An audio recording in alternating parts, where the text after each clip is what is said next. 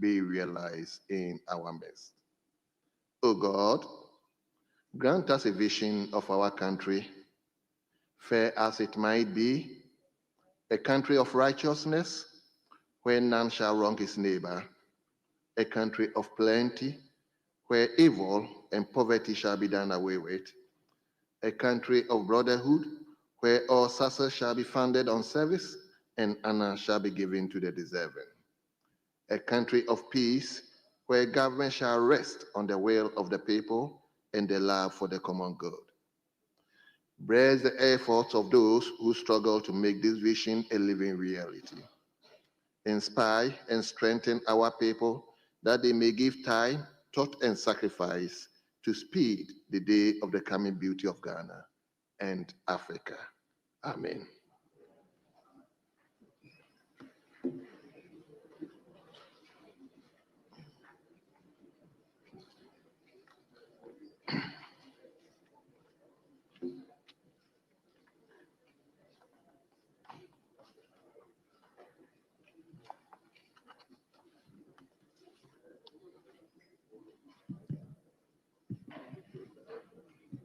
Honorable members, with your indulgence, we will skip item 2. We also don't have any message from the presidency, and no formal communication from the speaker has come to us. So please, let's turn to item 5. Item 5, correction of votes and proceedings and that of the official report.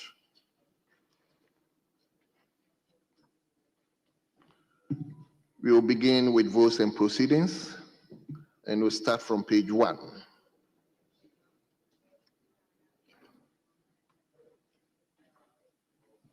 Page 2.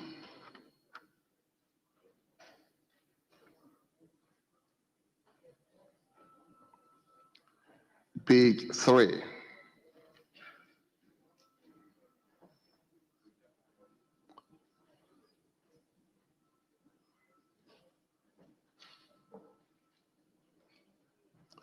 Page 4.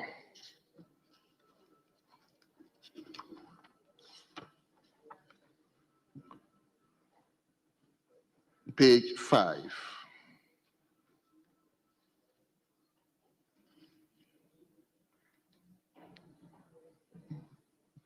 Page 6.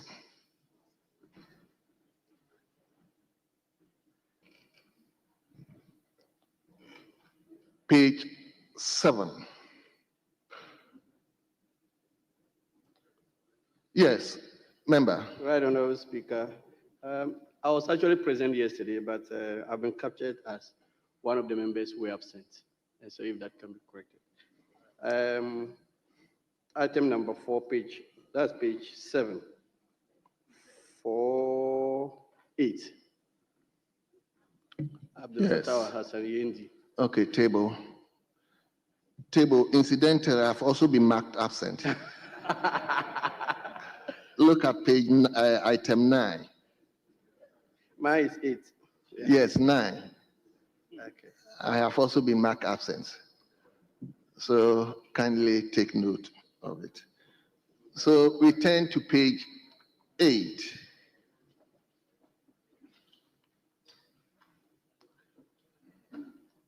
Page 9.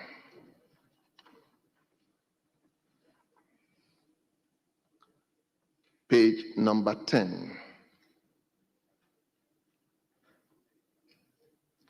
Yes, honorable member for Afajato.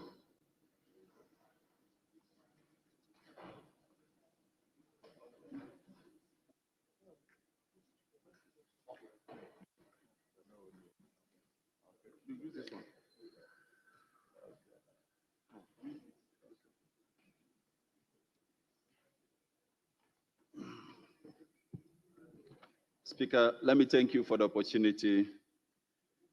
And with your leave, may I invite you to page 10, item 9, Roman number 1, line 4. The word minister The letter I is omitted. Deputy Minister, the word minister. So if you could kindly take note, please. Yes. Table, kindly take note of it. Yes. My leader, minority chief whip. Speaker, on same page 10, item VI. I recall the Honorable Member for Akim Swedlo came under order 93-1, and the Speaker gave directives.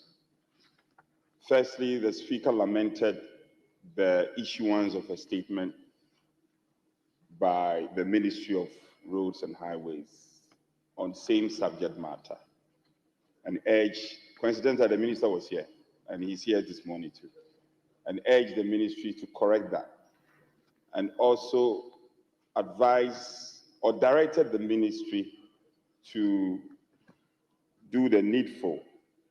Speaker, I don't find the directive of the Speaker here. I think it was an important directive of the Speaker himself, which will reflect in the records.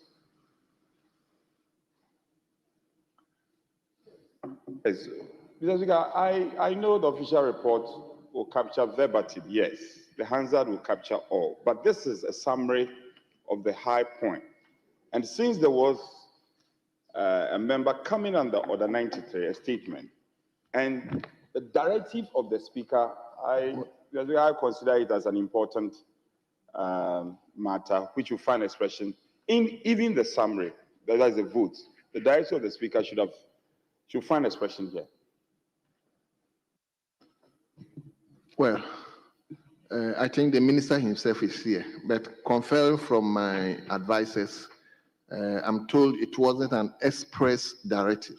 It was more or less an advice that the minister should address some of these things, but it's not an express directive that the minister. That is the advice my clerk is giving me. So the express advice, the advice will actually will be captured by the official report. And I believe, Minority Whip, I believe it's part of the reason why the minister is here. I think he will address it. I am not litigating on this matter. Everybody knows in this house I'm a man of peace. I'm only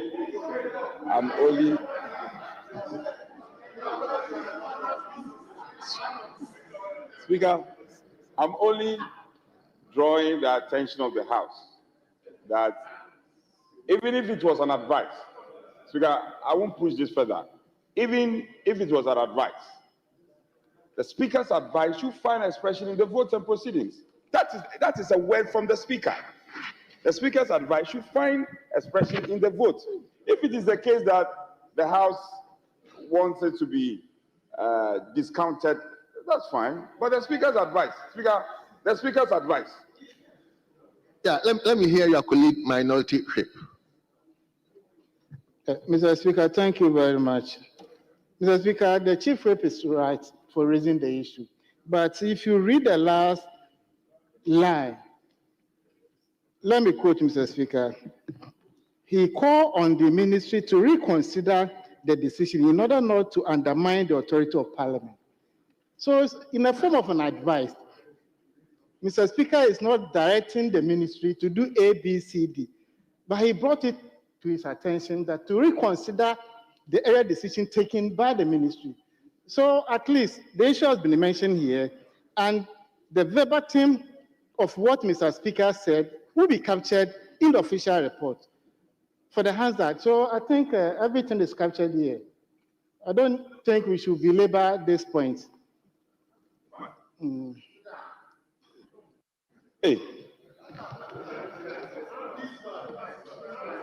Speaker. Almost Deputy Minister. Speaker. My friend from Sisara, please, don't begin anything that will degenerate the House into. Yes. Speaker, what my colleague said, you see, that concluding statement is not in reference to the Speaker. It is in reference to the member who moved the motion. So I'm not litigating, but I'm just saying that what is the practice? The Speaker's Council will be ignored by the votes. You are saying that it wasn't an expressive directive, but it was the Speaker's Council. I think you should find expression Very here. well. So table, just take note of it. Yes, Honorable Minister for Roads and Highways. Mr. Speaker, thank you for the opportunity. As of how members of this House and the public view my good friend, the Minority Chief Whip, whether a man of peace or a man of other things, I'll leave that one to the public. But Mr. Speaker, yesterday, when my good friend, the member who raised the issue, got up, and Mr. Speaker gave him the opportunity to explain the thing, the first thing I did was to commend him and say that, yes, the point he's raised was legitimate. However, Mr. Speaker, there was a reason for the suspension at this stage, because he just brought it saying that he was bringing something to the attention of the House. I left it there. It was the Minority Chief Whip who thought there was more meat on this and started adding all other angles. Mr. Speaker, what he did yesterday was actually misleading. In fact, you misled Mr. Speaker. And when I tried to say that what we are doing at the ministry is to resolve an internal issue within the law, you disagreed. Honorable Minister, I wish we can revisit this issue after going through the votes and proceedings. So let's finish the votes and proceedings. Okay. I'll give you the Mr. time. Speaker, I wouldn't even come back. I just to conclude that what the ministry did was actually in compliance with a directive from the Labour Commission when the staff of the ministry took the matter for arbitration. So the ministry is not in breach of any law. Rather, we are complying with a directive which says, henceforth, cease with the implementation for now and resolve the issue. So there's nothing more for me to report to the House until we actually complete the process of arbitration with the agency. So I will urge him, stop bringing this matter up. There's nothing in it for you to gain. There's nothing in it for you to gain. I have the ruling of the Labour Commission here, but I decided not to make an official But Honorable Minister, about it. is this House that passed the law? And sitting here, I could recount the contribution you yourself made to that particular bill. So if the bill has been passed into law and a private entity just went to court with the view that probably the implementation is coming across. So I don't think the House will be obliged just to take a directive from a private entity. Oh yes, it's an entity so far as the House is concerned.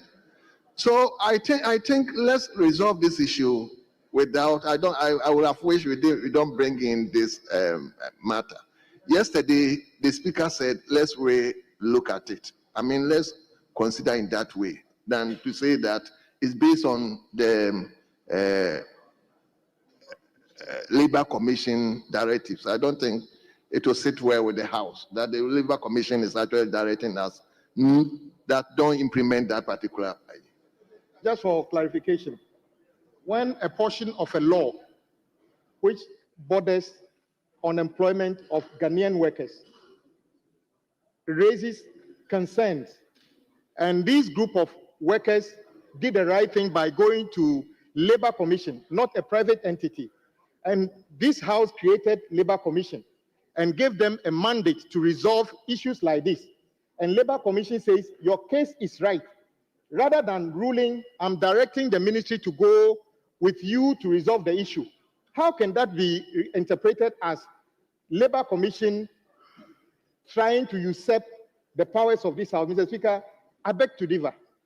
I think Labour Commission is within their right to try as a way of resolving the issue peacefully, direct that the ministry sit down with the aggrieved parties to resolve the issue. Mr. Speaker, I can assure you That is exactly what we are going to do and report back to the House. Well, well. I'll come back. Mr. Speaker, I think that we must understand the architecture of governance. If this House passes a bill which becomes an act of parliament, very often we will have transitional provisions. So first we have to look at the transitional provisions and find out what does the transitional provisions say. Because we are seeking to merge institutions, create an authority. So I expect that in the transitional provisions, we would have provided a roadmap towards the implementation of the legislation. Secondly, if an institution of state has issues with the implementation of the act and takes some measure, it is not for this House to resolve that conflict. This House is not in a position to resolve conflicts. A member of parliament can ask a question and the minister can come and answer the question. You can make a statement and minister will comment on the statement, this House will comment on the statement. Once it is a law, then it is left to individuals to go to court to seek mandatory orders for the implementation of the provisions of the law. So we cannot turn this institution or this parliament into an institution that seeks to enforce the law by itself. We cannot do that. So if you ask a question, the minister will come and answer the question. If you individually feel there's an issue, you go to court and you try and enforce the provisions of the law because it is now a law. If the transitional provision provide a roadmap, we can question the minister as to whether or not the roadmap is being properly followed. I think that is how it should be. We shouldn't turn it into a banter in this chamber. Well, yes. Speaker, I'm just a bit surprised my colleague, my friend's statement on whether there is something in there to exploit. It's far from that. It's far from that. Yesterday, he himself was here when the speaker canceled him. I have no interest in this subject matter. Kwame, I have the greatest respect to you. I have no interest in it. What is there that I'm going to gain from it? Nothing. We just thought that your statement was unfortunate, and the speaker has cancelled. We are correcting votes. I am not raising statement. I'm not coming under Order 93.1. No, it's votes. And I'm saying that to the extent that the council came from the chair, the speaker, it should find expression in the vote. If I say this, where have I gone wrong? For you to say that there is nothing in there for me to exploit, what am I exploiting?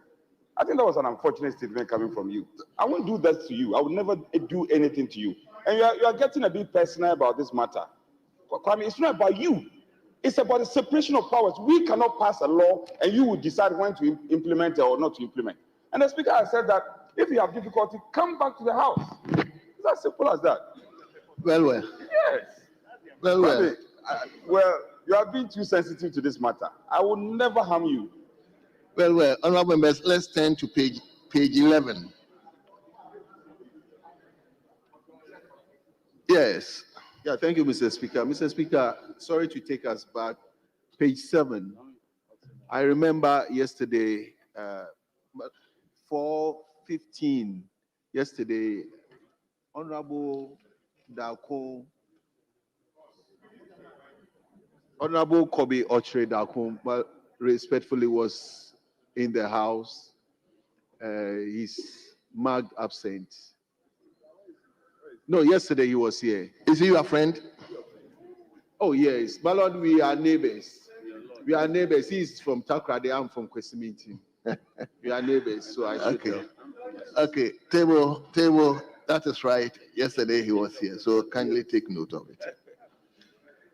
Yes, honorable member for Kwadaso. Honorable Speaker, on page 11, number 3, Ernest Doja Jemfi. He's a very good friend. His Jemfi is Genfi. Ernest Doja Jemfi, not Jemfi. Genfi. Then if we come to Roman numeral II, The Right Honorable Speaker read a communication from His Excellency, the President, dated Sunday, 10 February 2025. If you go to the preceding page, under item 9, communication from the President, Sunday is captured as 9 February. So, and I think that Sunday was 9. So the table of page should take note of page 11, Roman number II, it should be Sunday, 9 February. Not 10. Yes, thank you. Thank you very much, Honorable Member for Kwadaso. Yes, Afajetu. Thank you, Mr. Speaker, yet again. Still page 11. I'm a bit surprised Prof hasn't seen this anyway. Number 2, the list of deputy ministerial or deputy ministers designate. The name of Honorable Ebenezer Telabi. The Ebenezer has been wrongly spelled. Please take note. Thank you. Thank you very much. Table, can they take note of it? Let's turn to page 12. Yes, member for Offense North. Honorable Speaker, thank you. Page 12, item number 10, the time of adjournment.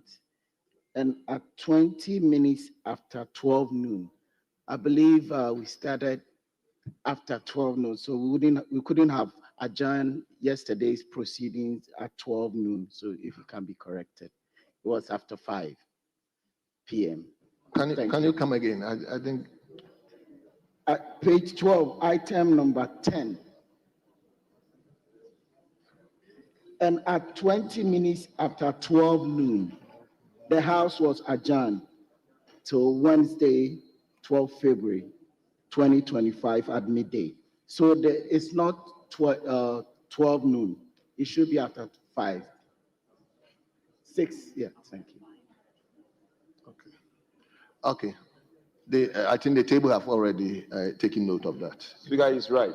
Yeah. He's right. Thank you very much. Yes. Is it the same issue? It's the same issue. Very well. Yes, Honorable Member for Kwadaso. Honorable Speaker, on same page 12, the second paragraph, 4th line, governments of the African Union from 16th to 17th February. But if you go to page 9, the statement that was made by Honorable Zubeira, the same duration for the 38th ordinary session of African heads of state and government is captured 15th to 16th of February. Now you come to page 12, the 16th to 17th. If you go to the official website of the AU, it's supposed to be 15th to 16th. So I suggest that we amend the 16th to 17th as captured on page number 12. Thank you.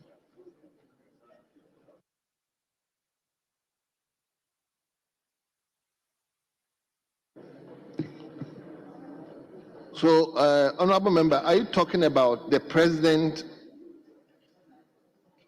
If you permit me, the communication further indicated that His Excellency the President will also participate in the 38th ordinary session of the Assembly of Heads of State and Government of the African Union from 16th to 17th. But I'm saying that the duration is 15th to 16th. So I'm surprised that he is going to be there till 17th, the same program.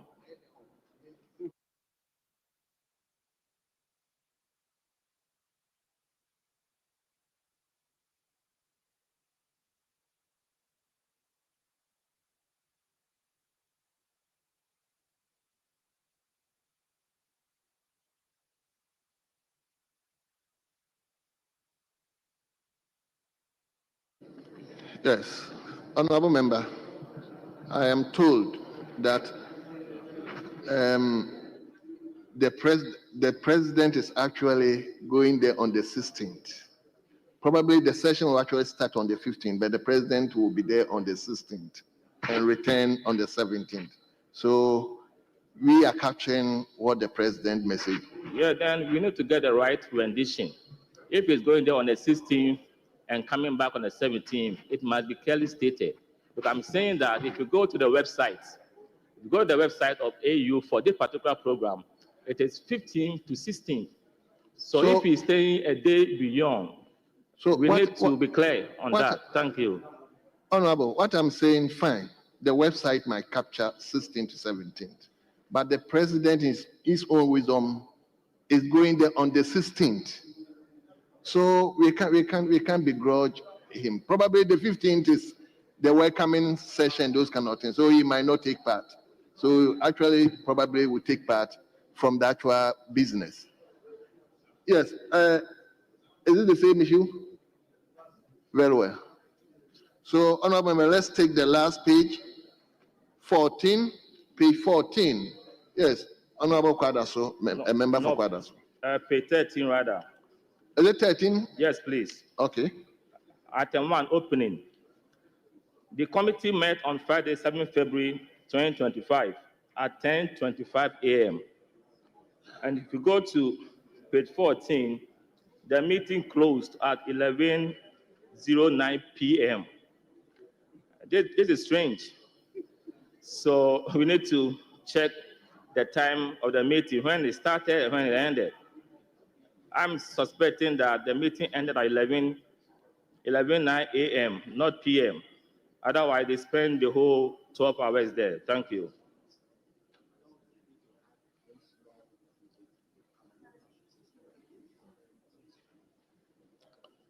Honorable Member, I'm told it's correct because of the scaffolds that took place on that very day. So from the table, they captured it right. Mr. Speaker, please indulge me. This was a meeting to consider modalities for considering the nominees of the president for minister and deputy ministers. So how can it be? How can it go beyond that? This is completely impossible. Please, the committee met on Friday, 7 February 2025 at 10:25 a.m. and held discussion on modalities for the consideration of His Excellency the President nominees for ministerial and deputy ministerial appointment. And there was conflict there. Honorable Member, I'm advised by the table that it is correct. So let's take it like that. I'm gathered. Thank you. Very well.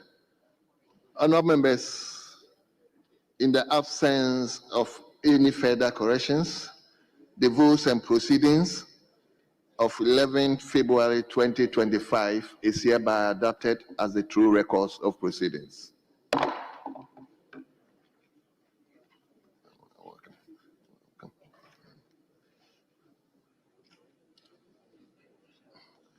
Honorable Members, we have 3 official reports to consider, and please check on your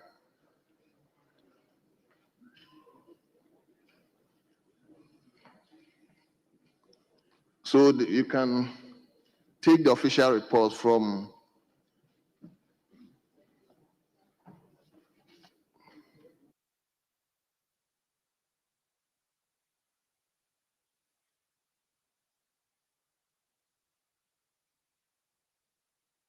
So, honorable members, I'm told the first one, which is 21st January 2025, is loaded in the system.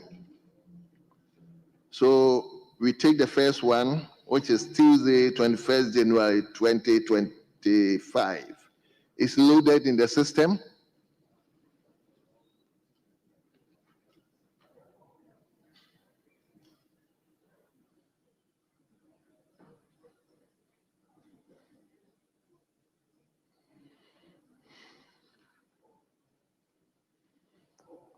So, honorable members, in the absence of any corrections, the official report of 21st January 2025 is hereby adopted as a true record of proceedings.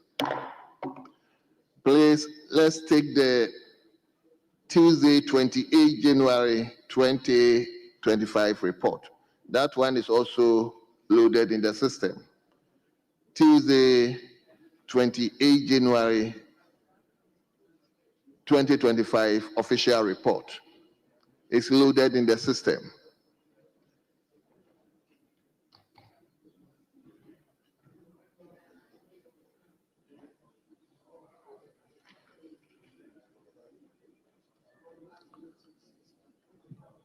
Very well. So in the absence of any corrections, the official report of Tuesday, 28 January 2025 is hereby adopted as a true record of proceedings. The last one is 29th January 2025. 29th January, that is Wednesday, 29th January 2025, official report. That one is also loaded in the system.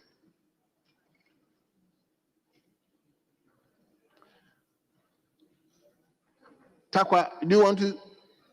Okay. Very well.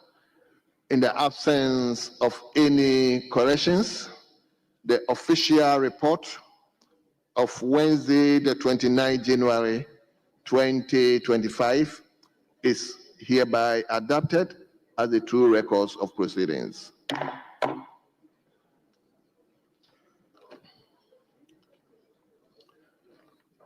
Yes, Deputy Minority Chief Whip, give me a second. Honorable members, we have in our midst at the Speaker's Gallery our colleagues, a research staff from the Parliament of Uganda. They are here to undertake studies in our Parliament here. They were here from Monday and they will leave on Friday. So they are here to also witness how our proceedings are undertaken. So that much I do. I will mention their names, and they are being led by Mr. Kasim Iwanika. Mr. Kasim Iwanika is a research officer. Please, are you cheering them up? The second person is Mr. Julius Mulungoti. He's also a research officer. And the last person is Ms. Nora Namayanja. Did I pronounce it well? Yes. Very well. So the fourth person is Mr. Innocent Nyamuyunga. Is that right? The fifth person is Mr. Julius Odon. And the last person is Mr. Daniel Imasit.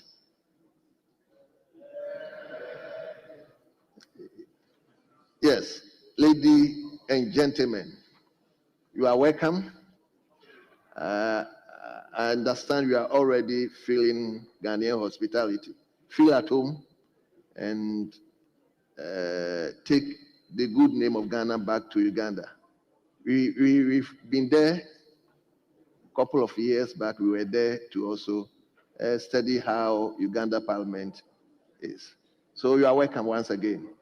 Okay. Yes, now let me come to you, Deputy Minority Whip. Thank you, Mr. Speaker. Mr. Speaker, I rise under Order 93-1, fortified by Order 67, with your leave, Mr. Speaker, to bring a matter of urgent public importance. Mr. Speaker, Ghana, we have been noted for the democracy that we have been enjoying.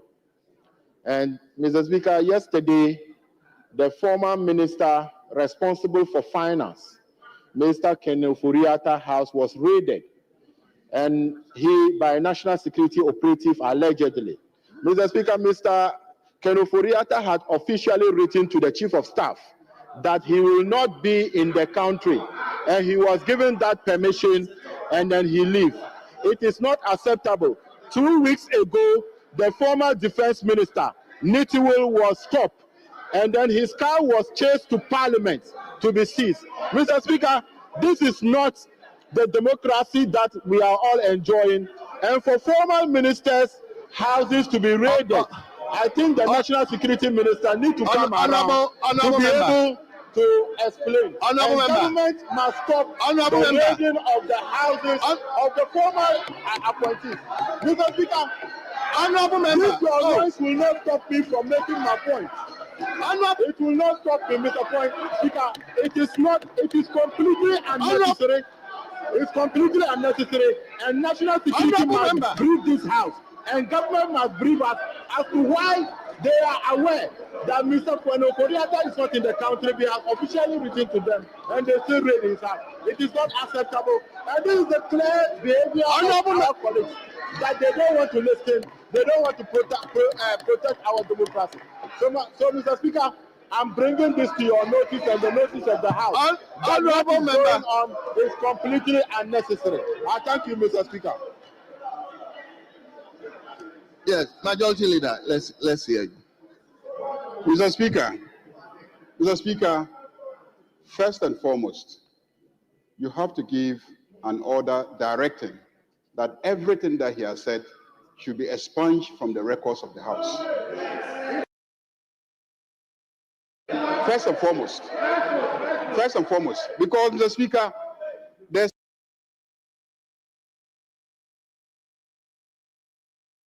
standing order under which he comes, says, and I read, by the indulgence of the House and leave of the Speaker. Mr. Speaker, who has indulged him to say all the things that he has said? Mr. Speaker, you haven't even granted leave. When did the Speaker grant leave? When did the Speaker didn't grant? We're all sitting here. The Speaker has not granted leave. The House has not indulged you. Then you go on such a mission. Mr. Speaker, let's respect the rules of this House.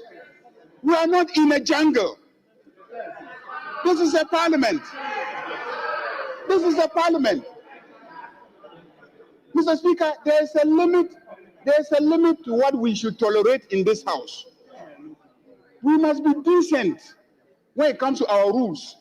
The rules allow you to make such a statement, but the rules gives you conditions. It says the indulgence of the House or the leave of the Speaker. You haven't sought the indulgence of the House, you haven't obtained the leave of the Speaker, and then you just go on a mission of saying what you want to say.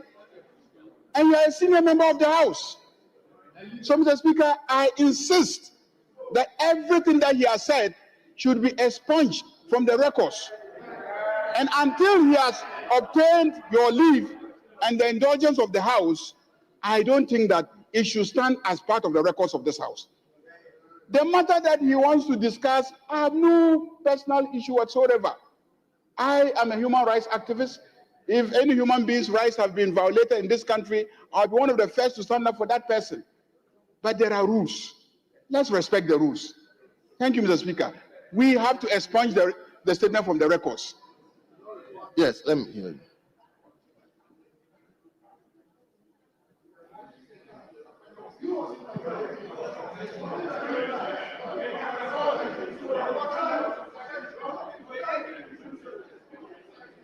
Mr. Speaker. Yes, Minority Leader, let me listen to you. We must be tolerant to hear ourselves. Mr. Speaker, the majority leader was heard in silence. And he's raised an important issue. And that important issue he has raised, it is important that we all comment on so that the chair can be guided. Mr. Speaker, to enable you grant leave, you must know the matter to be raised. To enable you grant leave, you must know the matter in issue. What the member has just done, honorable respected colleague Kwame Agboja, you know you and I come a long way. So, we come a long way. Just, Mr. Speaker,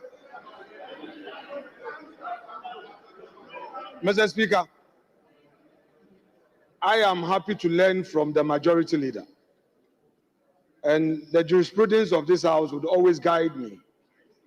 And I will not allow my ego to stand in my way when I have to even say sorry.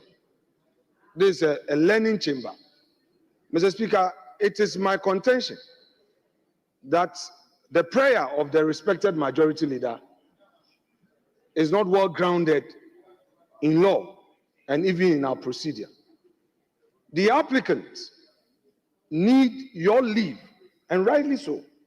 But to seek your leave, he must lay a foundation. You, as the chair, must know the grounds upon which he mounts his application. What he simply said was that a respected member of the political class of this country, of which you and I are members of that class, had his house raided by agents of the state. And, Mr. Speaker, all he is seeking to do is to draw your attention that... Leader, let me finish. Leader, I listen to you quietly. Just tolerate me. I'll come back to you. Leader. I'm still on. He have not been called. Leader, you've not been called. I mean, leader, you've not been called. You are a leader, he's also a leader. Let him finish. I'll give you the opportunity.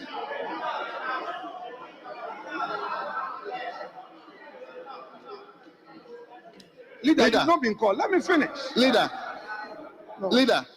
I listened to you. You made a fantastic aim. Let him listen to him. I'll give you the opportunity again to speak. Please. So, Mr. Speaker, I'll give you the opportunity to speak. The application was to seek your leave. And in seeking your leave, he needs to make known to you the exact matter. I'll come to you. You allow. Yes. Mr. Speaker, I will yield.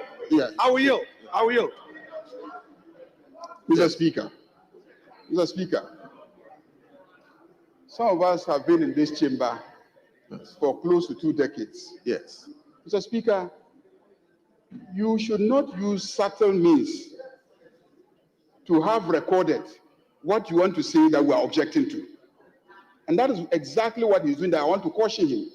You can argue the legal points, but keep the facts out of the matter. If there's a ruling on the legal issues, then you can introduce the facts on the floor. Well.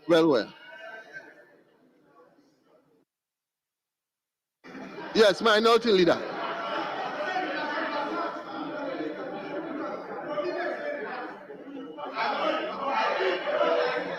Mr. Speaker,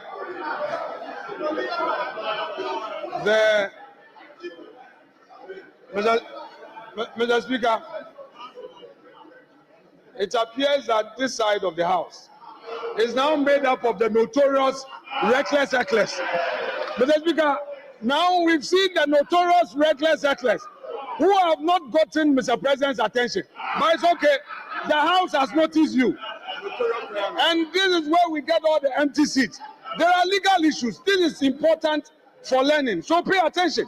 Your leader has raised an important legal issue. So pay attention. This is the time for you to learn. Mr. Speaker, the Honorable Majority Leader was right in saying that I need to argue the legal grounds without necessarily going into the facts. No, I mean your backbenchers. No, you are a leader. You are not. You are not. You are not part. I'm saying you are not. Oh. Mr. Speaker, you see their behavior. When we do it to them, they will be crying. We can do it if we listen to your leader. If you don't want us to talk, you see. We also have a backbench. Misbehave. Mr. Speaker. Ayarga. Honorable members. Ayarga. Honorable members. Ayarga, you need to talk to your people. Ayarga, you need to talk to your people. You need to talk to your people. Please. We will not allow them to do this. Indeed.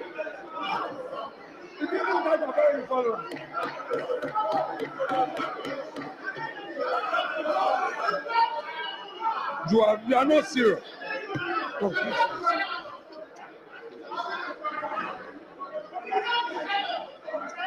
Honorable members, please. Honorable Chapo, please.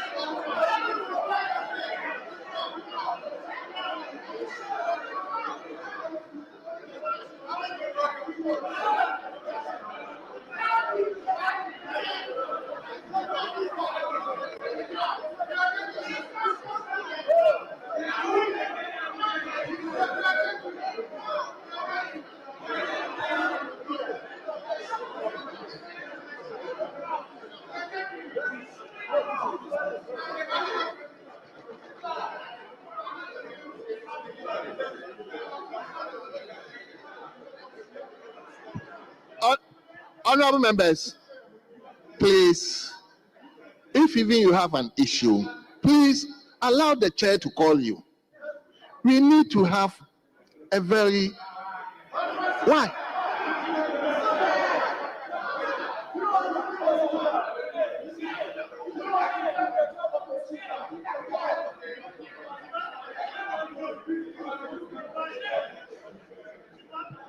Honorable members, Dr. Sanjari, sit down, please. Sit down. Doc, sit down. Speaker,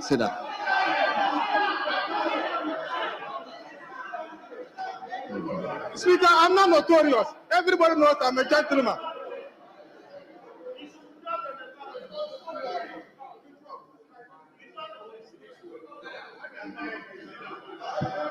Honorable members, please, let us be tolerant a bit. Please. Doc, I haven't called you. Sit down. Please, let's allow the minority leader have his bite. I'll give you the opportunity to speak. Please. Yes, minority leader, let's hear you. Mr. Speaker, it is the case of the applicant in the matter before us, Honorable Habib Idrisu, MP for Tolon, and the First Deputy Minority Whip. His application seeking your leave is on a matter of national importance. Mr. Speaker, to enable him mount the application, he laid a foundation by giving you the background to the matter upon which he seeks your leave. Mr. Speaker, the rule is that you cannot place something on nothing. There is no way you'll be well disposed to grant him leave unless at least you know the facts upon which he mounts his application. Mr. Speaker, and what is his application? His application is to the effect that grant him leave to raise this issue that occurred yesterday. And what is the issue? The issue is that state security operatives have raided the residence of Mr. Ken Oforiatta, a former envoy and a former finance minister who is out of the jurisdiction and he actually sought the leave of the chief of staff. Mr. Speaker, this country's democracy has well advanced. We cannot do this to ourselves as a political class. We cannot target each other only after elections. So, Mr. Speaker, so all he's trying to say is that grant him leave to proceed to raise this matter. Mr. Speaker, I'm happy that my respected colleague makes the point that he's a human rights activist, and he would not in any way be against this matter being raised on the floor. So, Mr. Speaker, if it is his contention that the leave must be sought by at least giving you the headline, yes. then after that, he raises the matter properly. I agree, Mr. Speaker, and that's, I always see him with the standing orders. I've read the rule, statement by a member, by the indulgence of the House, and the leave of Speaker.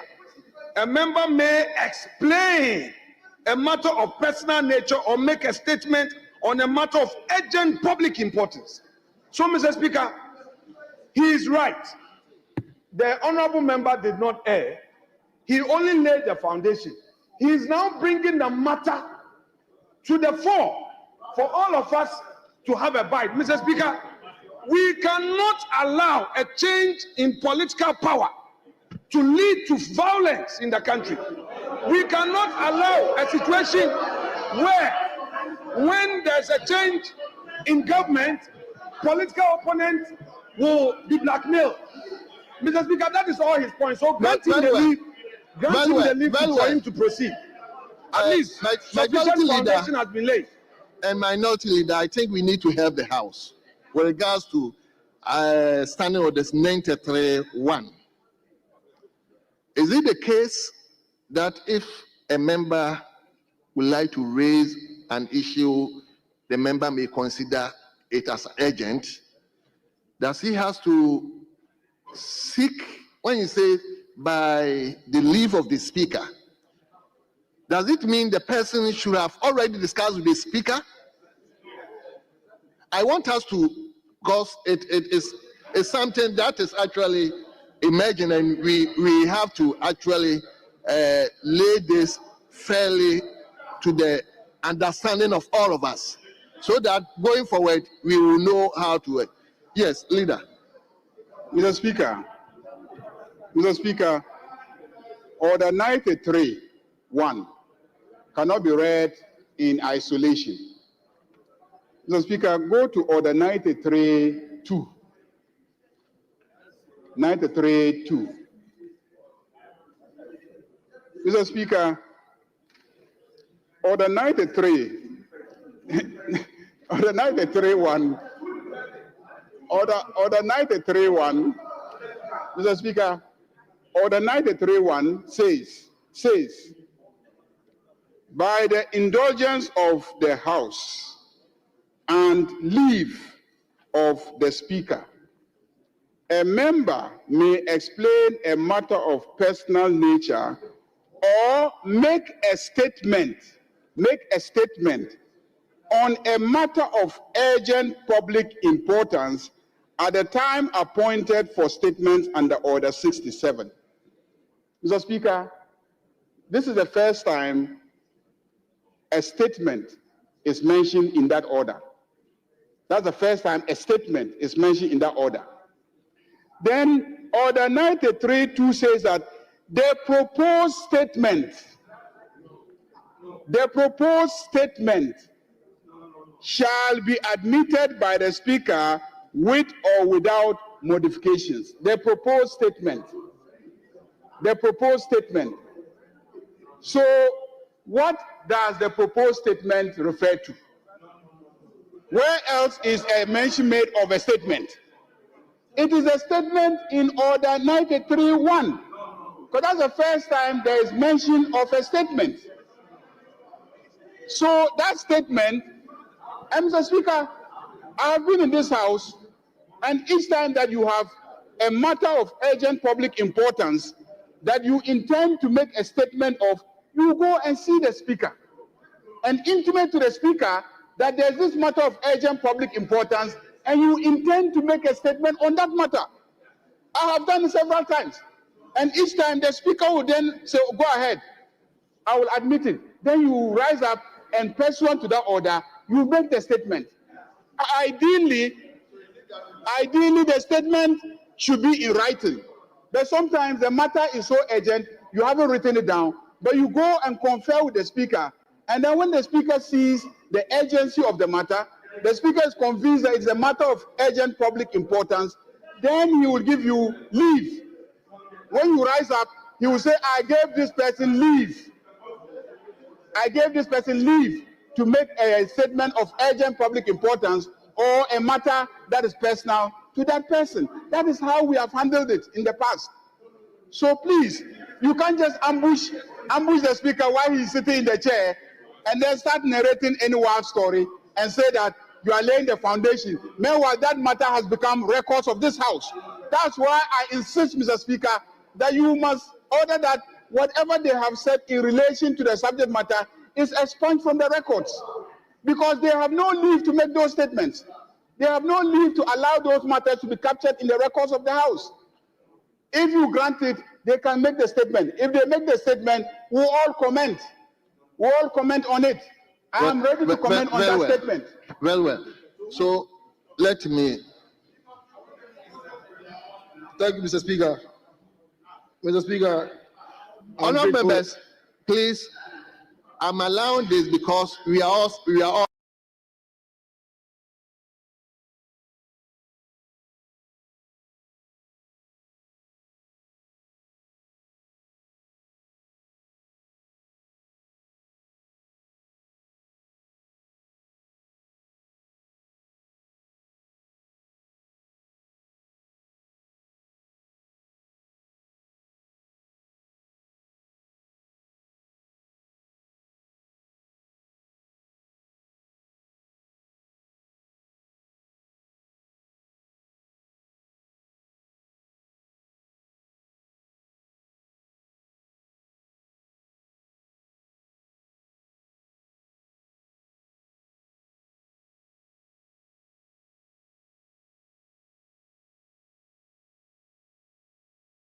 learning from this because it's becoming an issue. So it's not just. so is disjunctive, Mr. Speaker, or make a statement on a matter of urgent public importance. So you don't necessarily have to come by way of a statement. Mr. Speaker, the matter that we are talking about is a matter of urgent public nature. And it's a personal nature that we can relate to. Mr. Speaker, everyone knows in this country what happened yesterday. Mr. Speaker, that raided the residence of the former Minister of Finance, and it's of a public nature. Today, the office of the Special Prosecutor also granted a press conference and addressed the same matter.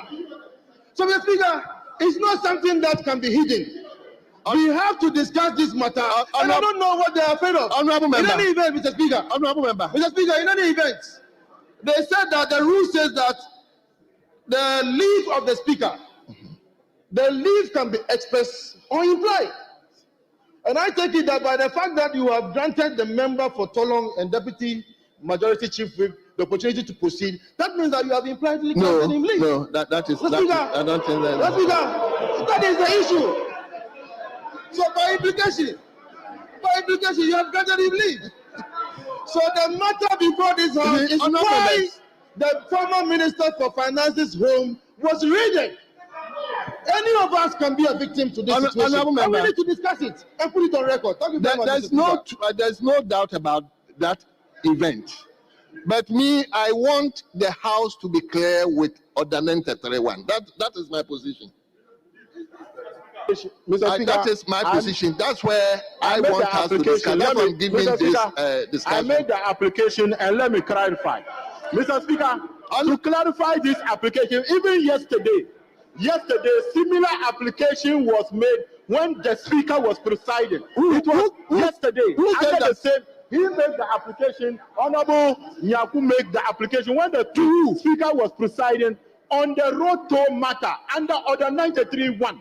The speaker, you were here, the road minister was here yesterday, and then the speaker granted that leave. Mr. Speaker, I seek your leave in my introduction. Honorable member, with your leave, and which leave, Parliament, we are governed by the Constitution, member, let's move slowly. and our practices. And yesterday, the same standing order 93.1 was raised, and the speaker granted it. And he raised a matter about the road toll that we were correcting on the vote and proceedings. So, Mr. Speaker, I am completely in place. I am not out of order. The majority leader ought to understand how I came by my application, to the effect that it's a matter of urgent public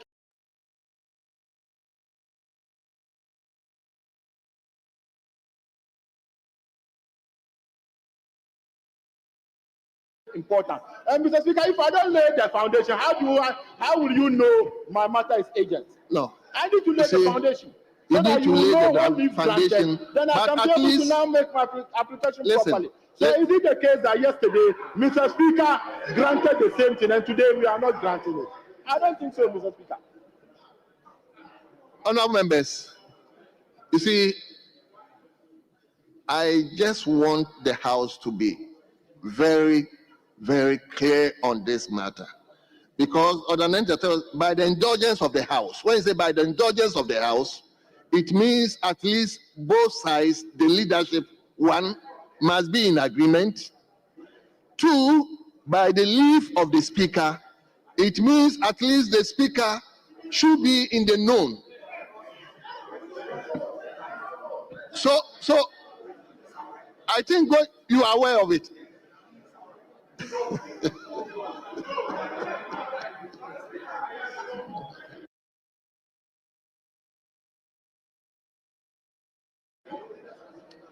You see, honourable members, the exercise nobody should take it. It's good for the House. We have to get our way clear on this. So, leader. Mr. Speaker, in all sincerity, while sitting there, he signaled me that I should check my phone. He's sending me a WhatsApp message. No, in all sincerity. No, I'm coming. We relate at that level. He signaled me that I should check my phone. And then when I checked, there was a message from him that he intends to raise the issue of the matter that they want to raise the issue of. And I said I didn't know anything about it. I told him that I didn't know anything about it. Then he sent me photographs and video. And once I was looking at the photographs and the video, then the deputy chief whip was already on his feet making the statement. Mr. Speaker, I am aware that he wants to raise the statement, but I haven't given indication whether I accept or I haven't accepted. So,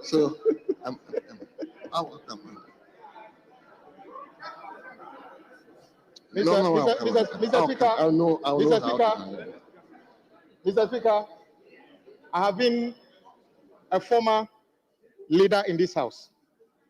I noticed that on countless occasions this morning, our respected colleagues opposite got the mic and started speaking without your authority. I thought leaders are supposed to guide you. The last statement made by the deputy whip on the minority side, you did not give him the opportunity. Imagine if everybody started putting on their mics and speaking. Second, Mr. Speaker, let me remind him, nobody made any statement about road toll here yesterday. Go and check your own record. So your statement about road toll, I don't know where you got it from, because nobody made any statement. Mr. Speaker, whilst the respected leader was speaking, out of nowhere, he got up and mentioned my name, you, Kwame, and whatever. Mr. Speaker, I want to encourage you to caution him. Speaker, if the issue, and Mr. Speaker, you're going to allow me, I think it's a very important statement made by my colleague. I will seek your indulgence at the right time to explain to you how in 2017, the whole of Adaklu-Kodiabe was raided by national security because I come from Adaklu-Kodiabe. The whole town was raided by Honorable Minister, please Speaker, don't take I us can back. even give you the name of the national security operative, Mr. Apia, caused Adaklu Kodiabe to be raided 2017. The whole town on lockdown. Because I'm a member of parliament for Adaklu, from Kodiabe, I'll at the right time seek your indulgence to bring to you. So if today an individual, Keno Feriata, is raided, consider that versus the whole of Adaklu Kodiabe raided. Is the law only good when it comes to your side, Mr. Speaker? Raiding whether Keno Feriata or that Adaklu Kodiabe indicate that what is good for the goose is good for the gander. Thank you very much, Mr. Speaker.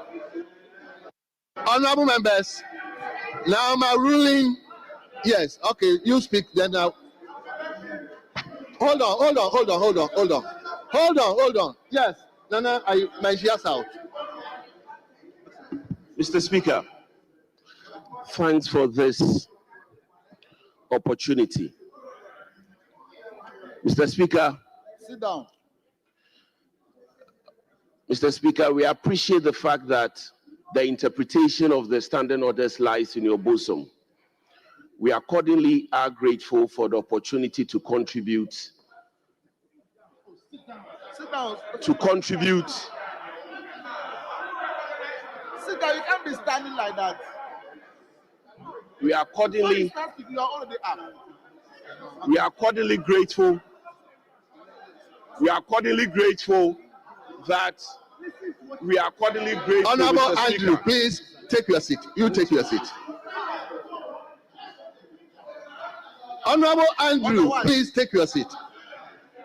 We are accordingly grateful. We are accordingly grateful that Mr. Speaker is indulging our opinion before you give a ruling on this matter. Mr. Speaker, very respectfully, with the standing orders, there is one fact to it, which is that where timing is of essence, it says so.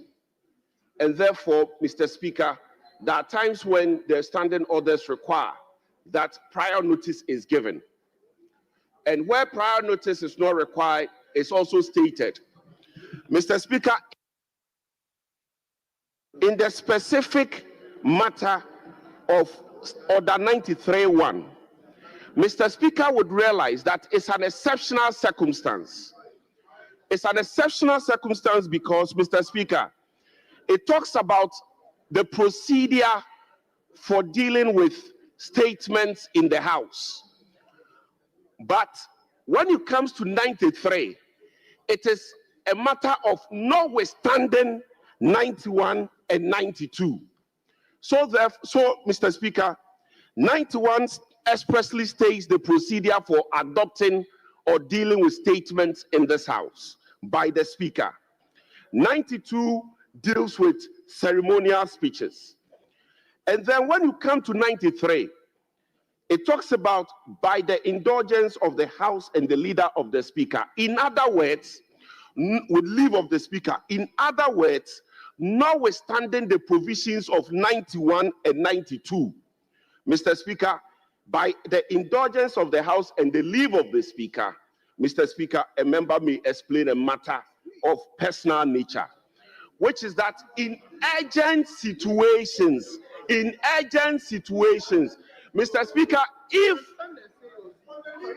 Speaker, if the interpretation being put to it by the learned leader of the House, very respectfully, were to hold sway, it will mean that, Mr. Speaker, urgent matters cannot be dealt with unless we can get the attention of the leadership of the House. Mr. Speaker, in the circumstance of this matter, this is a matter which has just come to our attention. That is the matter of the raiding of the house of Mr. Ken Oforiatta. Mr. Speaker, what time are we going to get to confer with the leadership of the majority? Mr. Speaker, how do we deal with urgent matters in the circumstance? Mr. Speaker, we are saying that. Mr. Speaker, if this interpretation were to be adopted, it would defeat the purpose of Order 93.1. Mr. Speaker, if the thinking of the framers of the law were that there should be prior agreement between leadership and prior leave of the Speaker, that would mean that, Mr. Speaker, the word prior would have been put there. There's nothing like that, Thank Mr. you. Speaker. Thank you. I'll take the last one from Honorable James Agaga. Mr. Speaker, thank you for the opportunity. Oh. Thank you for the opportunity, Mr. Speaker. Mr. Speaker, I think the matter that has caught our attention is what meaning we ought to place on Order 93. To do that, Mr. Speaker, I want to make it clear that we must read Article 93 as a whole to be able to construe its import. Now, the majority leader started off by making it very clear that the practice of the House in relation to statements of this nature that the Deputy Minority Whip attempted to make is that you'd engage with leadership and hold some prior consultation with Mr. Speaker. And when Mr. Speaker grants you leave, at that point, you can rise. And when Mr. Speaker allows you to make your statement, you proceed to make it. Now, Mr. Speaker, what is of particular importance is that my understanding of Order 93 as a whole, when read, is that the statement, no matter how urgent it is, must even be scripted. It must be scripted. And let me demonstrate that in a moment. Let me demonstrate that in a moment, Mr. Speaker. Let me read. 93 says, one says, by the indulgence. Mr. Speaker, do I have the floor? By the indulgence of the House and leave of the Speaker, a member may explain a matter of personal nature. And here, the matter the Minority Whip attempted to make is not of a personal nature. Or make a statement on a matter of urgent public importance. I think the matter is settled. It is of public urgent importance. Then 2 says, reads as follows. The proposed statement shall be admitted by the Speaker. Now 3, the text of the statement as admitted shall be read when a member is called upon to make the statement. Mr. Speaker, the point I'm making is that please. Mr. Speaker, Wait for him. Mr. Speaker, 3 talks about text. Well, let me read the 4. 4 says what? A statement other than a personal statement may be commented upon by other members for a limited duration of time, not exceeding 1 hour. This is about commentary. But Mr. Speaker, the 3 says the text, it talks about text, which means the statement must even be scripted. When the Minority Deputy Whip stood up to make that statement, he was not reading from a script. So it is the script which is admitted by Mr. Speaker, which can only be read and commented upon. So let us not misconstrue the meaning of urgent public importance to mean that anybody can get up and take the House by surprise, ambush the House with a statement. Well, honorable members, This is my ruling. This is my ruling. And I think the ruling should guide the House going forward for the good of all of us. Henceforth, I'm coming. You please allow me. Henceforth, any matter relating to Article Stand Orders 93, please, if you are a member, please discuss it with your leadership so that the leadership will also share with the other side. I don't think it's anything that is difficult.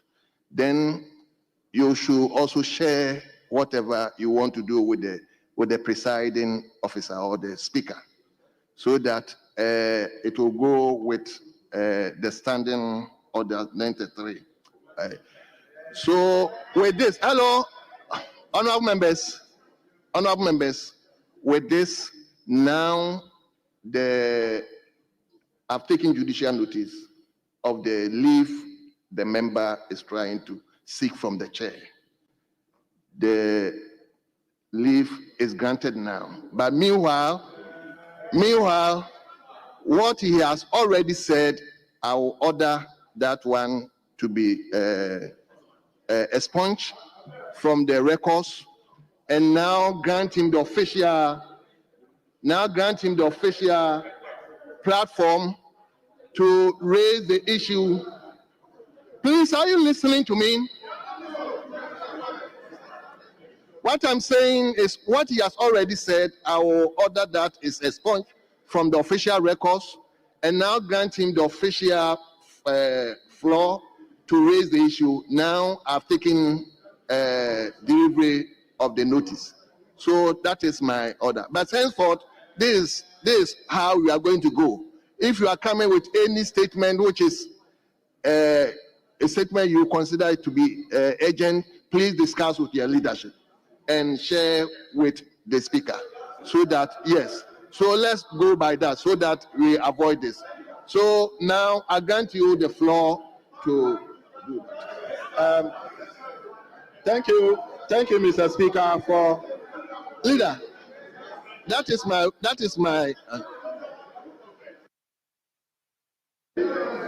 Mr. Speaker,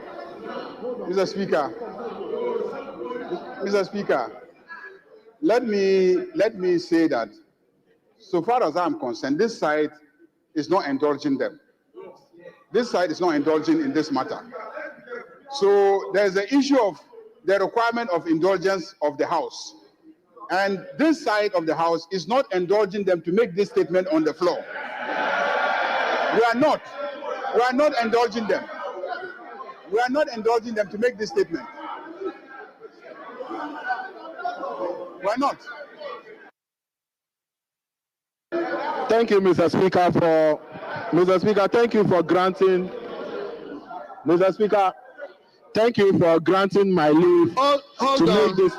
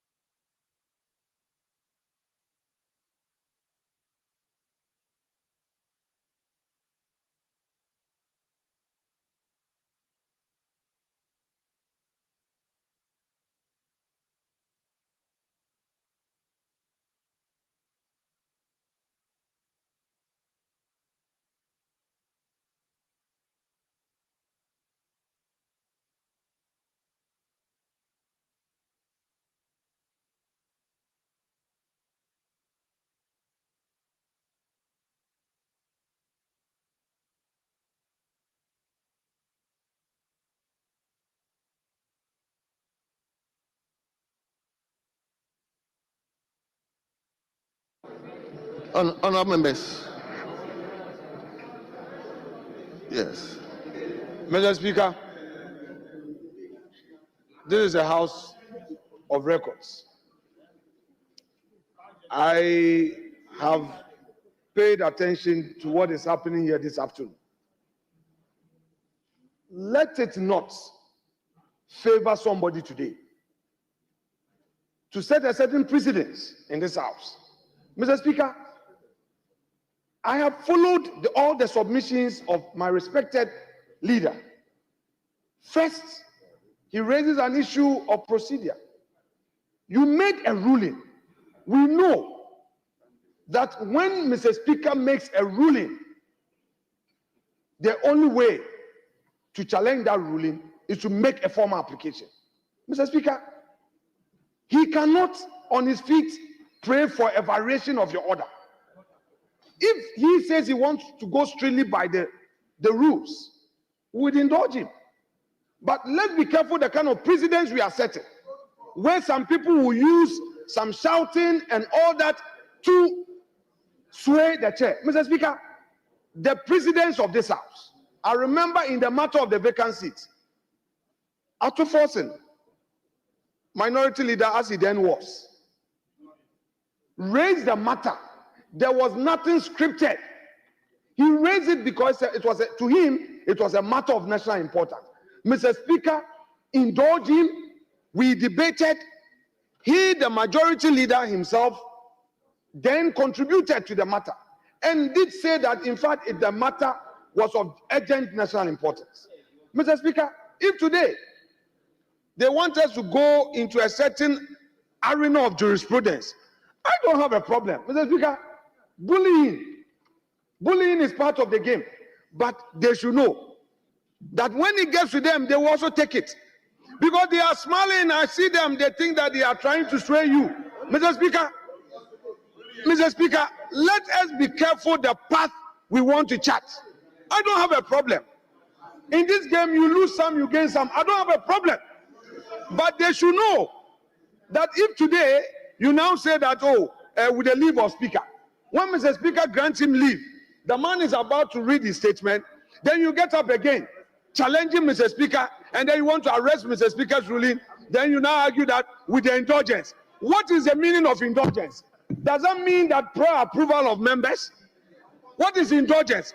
Look, Mr. Speaker, Honorable Ayerga, the Harvard scholar, Mr. Speaker, this man is a Harvard scholar. He shouldn't introduce anything that will create problem for this house. What is indulgence? Is it now saying that indulgence means that if the other side of the house says they won't accept, you can't read? Mr. Speaker, be firm. You've granted him leave. You've said that the earlier submissions be expunged. We are not challenging you. Our friends must be tolerant. This is democracy. You are in majority, fine. But let us do the right thing. Let's do the right thing. Mr. Speaker, you've made your ruling. Your ruling stands. If he wants to challenge it, he should file an application. He should file an application. The majority leader cannot introduce his own form of jurisprudence to confuse this house. That is not the rule. That is not the law. And that is not the practice. Mr. Speaker, you ruled allow Honorable Habibi to proceed.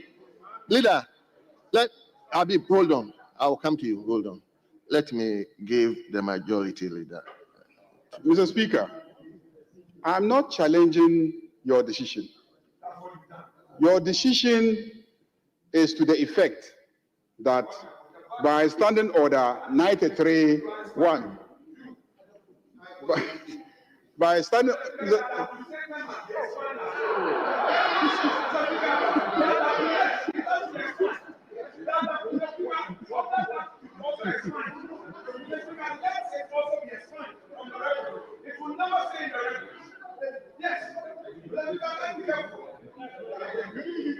Mr. Speaker, I am not challenging your ruling.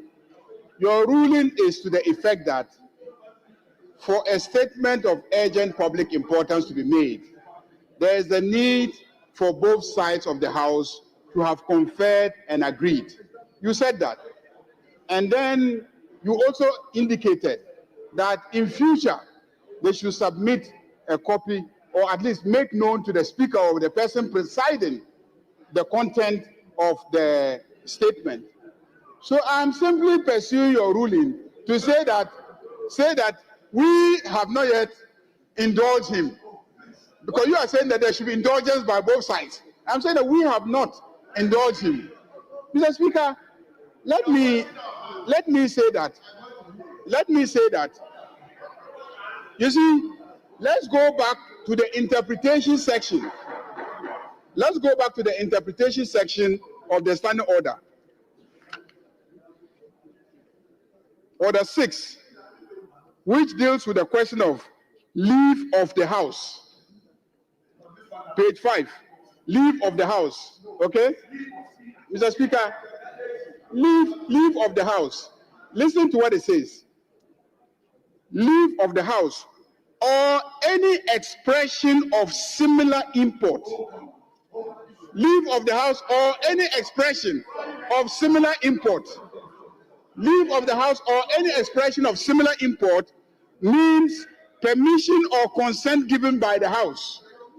So to say that the word indulgence of the House, leave of the House are of similar import. And so what our standing order says is that such matters must be with the consent of the House. But, Mr. Speaker, ordinarily, when it comes to statements, we always vest the discretion in the Speaker. We have never come to this House to say that we must grant leave before the Speaker admits a statement to be made. And I'm not about to begin that tradition. But Mr. Speaker, I have a problem with matters that are ordinarily the subject of press conferences to be made the business of this House. There are some matters that are press conference matters that you should deal with outside with the press as a press conference, not to make it the subject of debate in this House. Mr. Speaker, if they make a mistake and make a statement on Ken Ofori-Atta in this chamber, you have no idea the commentary that will be run on Ken Ofori-Atta in this chamber. Can you control the commentary that on this side of the House will run on Ken Ofori-Atta? You would have exposed him to that. Because even today, when the Office of Special Prosecutor organized a press conference, they made some statements. They admitted that there were charges in relation to the man, that the man was under investigation. So, Mr. Speaker, I'm saying exactly what I said. Exactly what I said, Mr. Speaker. Don't expose the man. Don't expose the man. Don't make a statement on him, because the standing order says that. Honorable Majority Leader, I could confer from what you are saying that now the indulgence of the House is now granted. No, Mr. Speaker, I'm saying that we have always granted discretion to speakers, to admit statements, and authorize statements to be made. We've always granted the discretion. Very well. We are not about to stop it. But I'm warning that it's a very slippery ground, because the same standing order says that if it's a matter of urgent public importance, we have a right to comment on it. Do you want us to run a commentary on the man? That's the question. Leader, I think there's a caution. If you are ready. Mr. Speaker, the man himself is not here. The man himself, Ken Ofori-Atta, is not here. They cannot grant consent to commentary being run on the man in the chamber. Ken Ofori-Atta is not in this chamber. So you cannot make a statement on Ken Ofori-Atta and expose him to commentary when he is not there. Unless Ken Ofori-Atta is here to give a consent He has to give consent. You cannot give consent that there should be commentary run on the man when he is not present to respond. He is not present to respond, and there are matters, Mr. Speaker. Mr. Speaker, today I'm saying that the Office of Special Prosecutor said they are investigating the man. Do you want us to interfere with the investigation by running commentary on the man? Is that what you want us to do? Well. Yes, Honorable Habib, if you are minded to raise your statement, you can go ahead. Thank you, Mr. Speaker. Mr. Speaker, thank you for granting me the leave. Mr. Speaker, I rise to express my profound concern to the formally condemn the recent action taken by the Office of the Special Prosecutor in declaring Mr. Ken Ofori-Atta a wanted fugitive. The basis for this declaration rests solely on the assertion that Mr. Ken Ofori-Atta has not responded to requests to appear before the OSP in person. However, evidence provided by his legal team representative equivocally demonstrate that Mr. Ken Ofori-Atta is currently outside the country on a schedule and medical grounds. Mr. Speaker, the principle of natural justice and due process demand that Mr. Speaker, the principle of natural justice and due process demand that before any declaration of a fugitive status is made, a full and thorough verification of the circumstances must be conducted.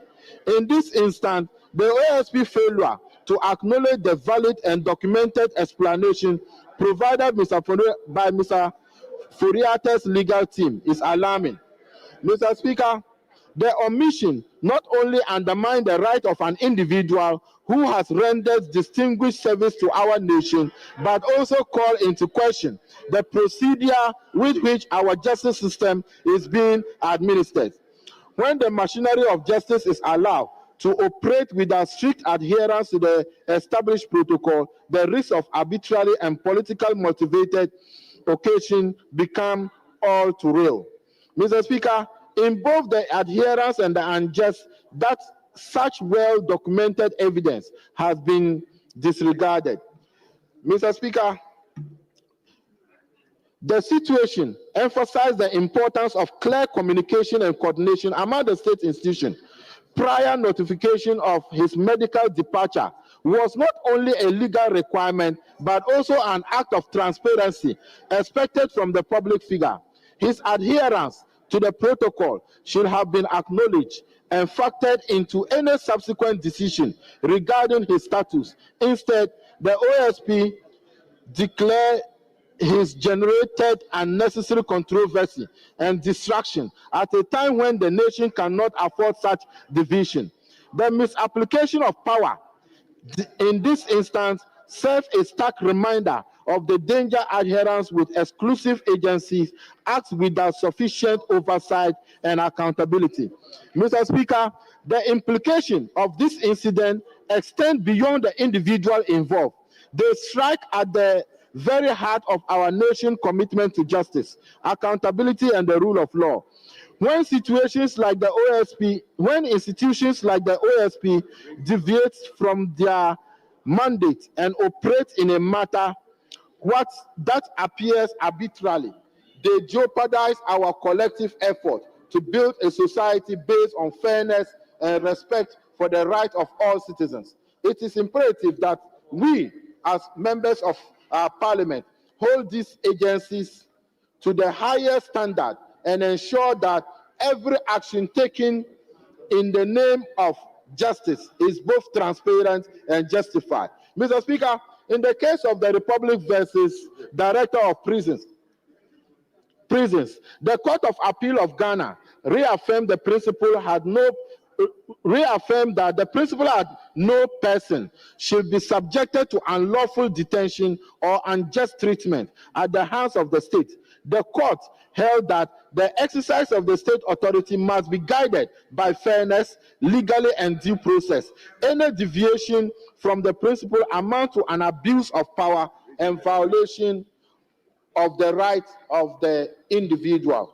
Mr. Speaker, the House must use this opportunity to reinstate our collective responsibility to ensure no public official, whether current or former, is unfairly targeted or subjected to actions that undermine the legal right. Let us be clear. The pursuit of justice must always be balanced with respect for the process, and any deviation from the principle can have far-fetching consequences on our democracy. Mr. Speaker, we must stand united in our resolve to protect the integrity of our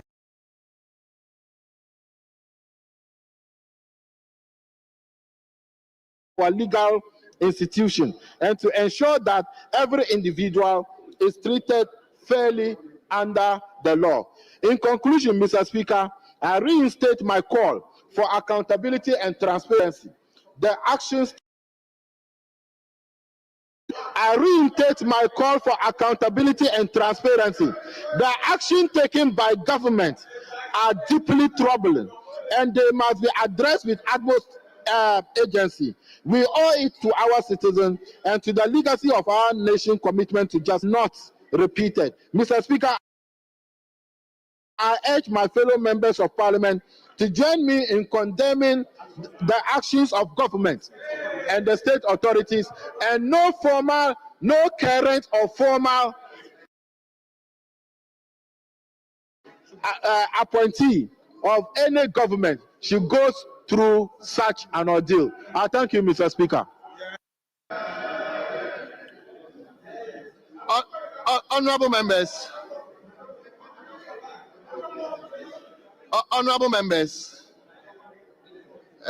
this is a statement on our own member who used to be a former member, former Minister of State. So I think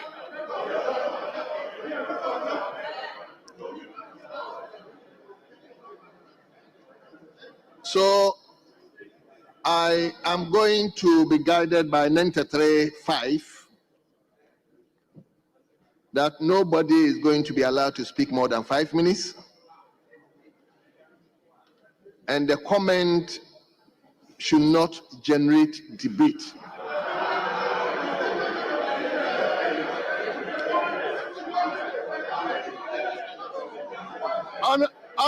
Honorable members, I'm going by our own standing orders. I am going by our own standing orders, and I'm going to take 3 from each side. 3 from each side.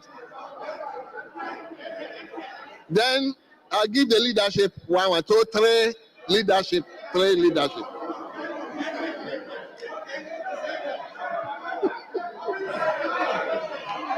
Mr. Speaker. Yes. Mr. Speaker, we have 10 members on this side. We have 10 members on this side ready to comment. We have 10 members on this side ready to comment. 10, yes. No, 10, Mr. Speaker. Mr. Speaker, 10 people. Leader, I can take 10. If they don't have anybody who wants to comment, that is up to them. But we have 10 people who want to comment. I caution you, Mr. Speaker. I caution you. And he said that he was ready for it. So 10 people will comment on this side. Yeah, he said he was ready. You said you were ready? Yeah.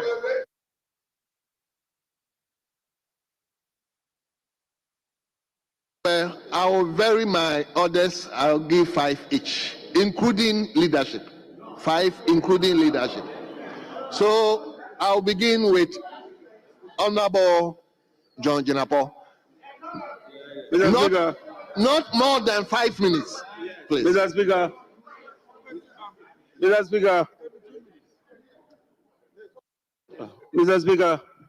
let me thank you for this opportunity. Mr. Speaker, let me start with a Ghana Web report. And it is dated, Mr. Speaker, 2027 2017, Friday, 28th July 2017. AK-47 wielding corps raid John Jinapo's home. Mr. Speaker, 5 police officers believed to be from the National Security on Friday raided the home of former Deputy Power Minister, Mr. John Jinapo, in search of documents related to the controversial $550 Ameri deal. Mr. Speaker, this very house, this very house, approved the Ameri deal.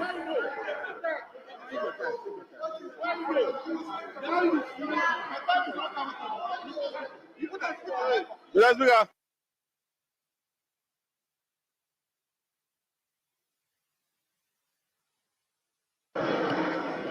What is it?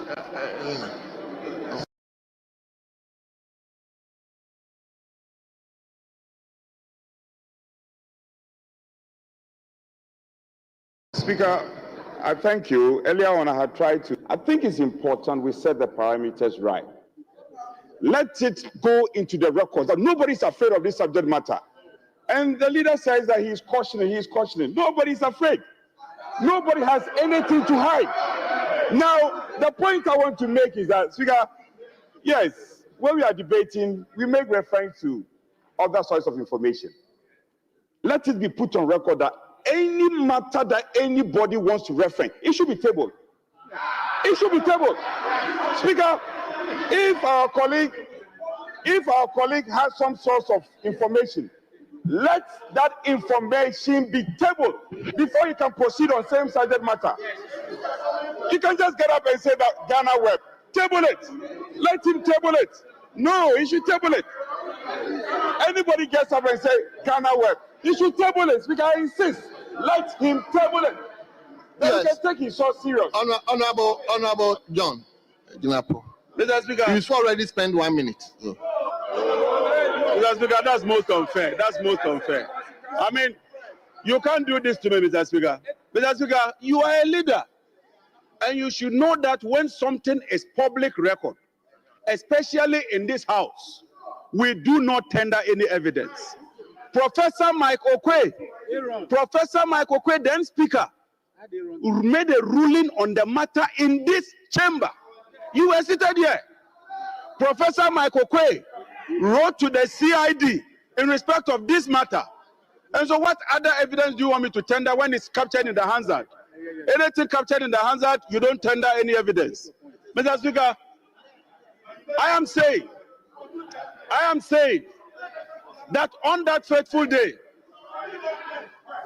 Mr. Speaker, on that fateful day, when my house was raided by AK-47 wielding national security operatives, when they banged on my door, creating fear and panic, sending my 6-year-old child into a state of hysteria, into a state of fear. We had members here. They never commented on it. And I commend Professor Michael Kwe on that day when he stood up and ruled that what they were doing was wrong. Mr. Speaker, they took my phone, they took my laptops, and took it to the United Kingdom to investigate me. Today, a very simple matter. You are scared of it. Mr. Speaker, let me explain something. The OSP has declared Mr. Kenoforiata as a fugitive. As a fugitive. Mr. Speaker, in our local language, fugitive, in our local language, it means that what didn't work Kangura. Or, to put it simply, wajibam. Or in the Hausa language, otilo. Or to put it in a more simpler way, yagudu. It's as simple as that, Mr. Speaker. Mr. Speaker, we should not be afraid of accountability. As public officials, when they took my laptop, it got to a point they couldn't even open the iPhone. I told them I was willing to come and use my fingerprint. It was then and there that they told me that the phones had been taken to the United Kingdom. I had to give them the password. Eventually, the very America that I was accused of, a minister was dismissed because it came here padded by almost $800 million. Mr. Speaker, on this auspicious day, on this day of reckoning, on this day of accountability, the only thing I can say is that we wish the man in white, 5 minutes the best of luck. is up. But Mr. Speaker, 5 minutes is up. The finance minister should come here and settle the scores as well as 5 minutes is up. Thank you very much, Right Honorable Speaker.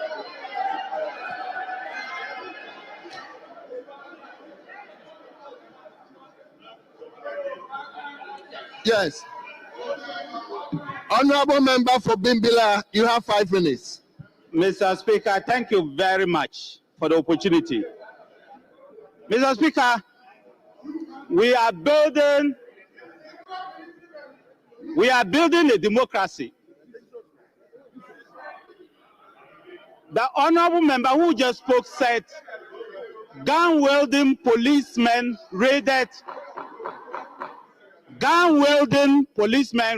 his home. That is what a democracy is. Police people. My brother, you don't use soldiers to raid somebody's home in a democracy. Yes.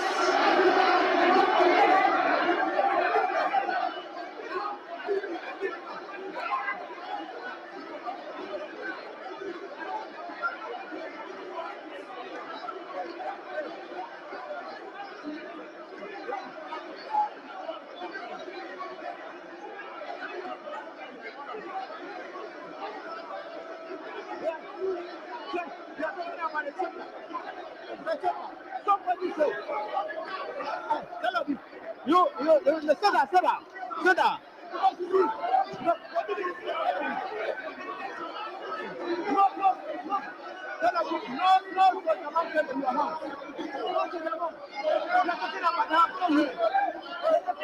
I will wait.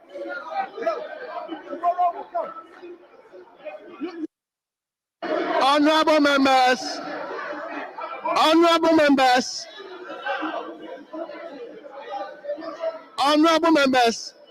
I am not giving the floor to anybody on point of order.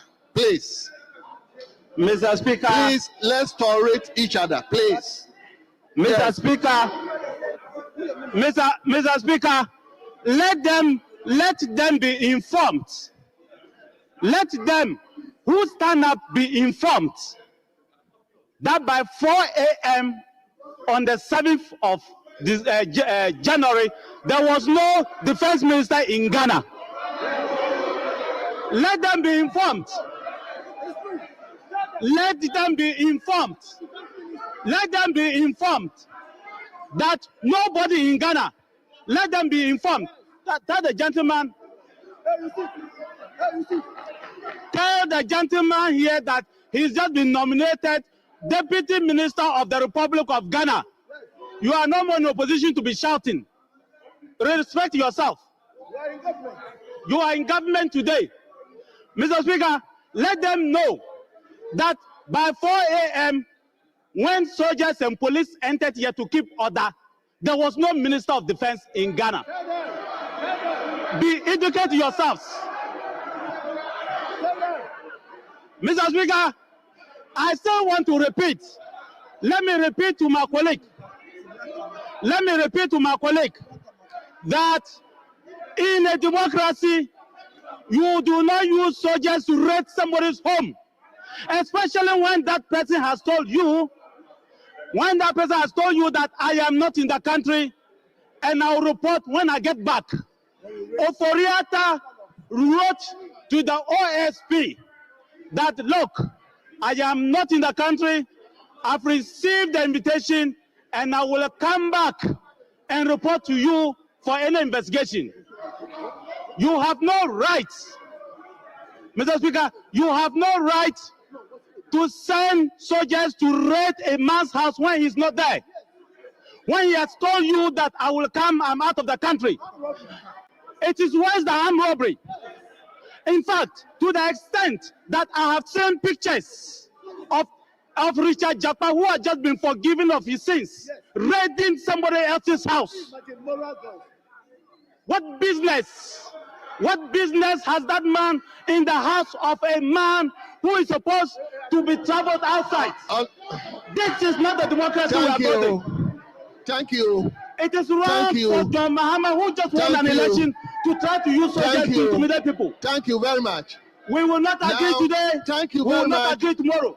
We are not cowards. Thank you. Thank you. We will account to anybody who wants us to account. Thank you very much. Now, yes. Mr. Speaker, the former defense minister, in his concluding statement, mentioned one Mr. Japa and said that somebody who has just been forgiven of his sins. Mr. Speaker, he has never proven that the guy committed a sin. He has never proven that the man committed a sin.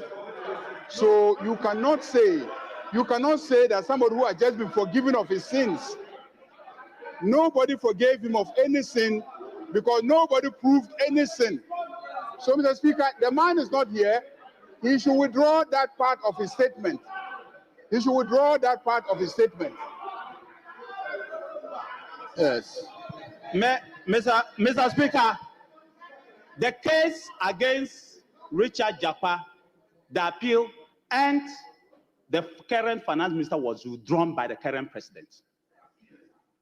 The appeal was withdrawn by the current president. Allow the court to deal with the matter. Allow the courts to deal with the matter. And let's see whether you have sins or you don't have sins. Allow the courts to deal with the matter.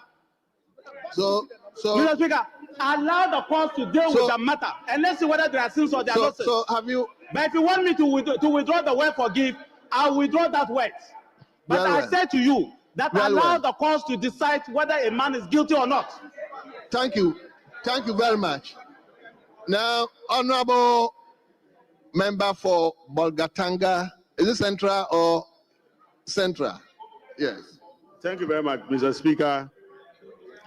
Mr. Speaker, I am very sad that in our country, the biggest perceived enemy of our economy is being defended the way my colleagues are doing.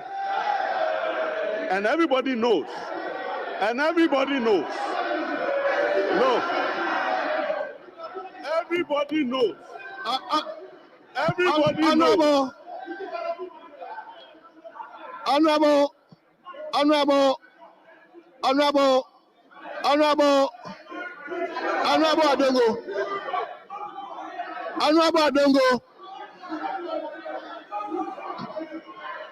Honorable Adongo. How did you come by that? Mr. That Speaker, is the biggest. Mr. Speaker, if that makes him happy, I withdraw. Please, just withdraw. Honorable members. Yes, the truth. Honorable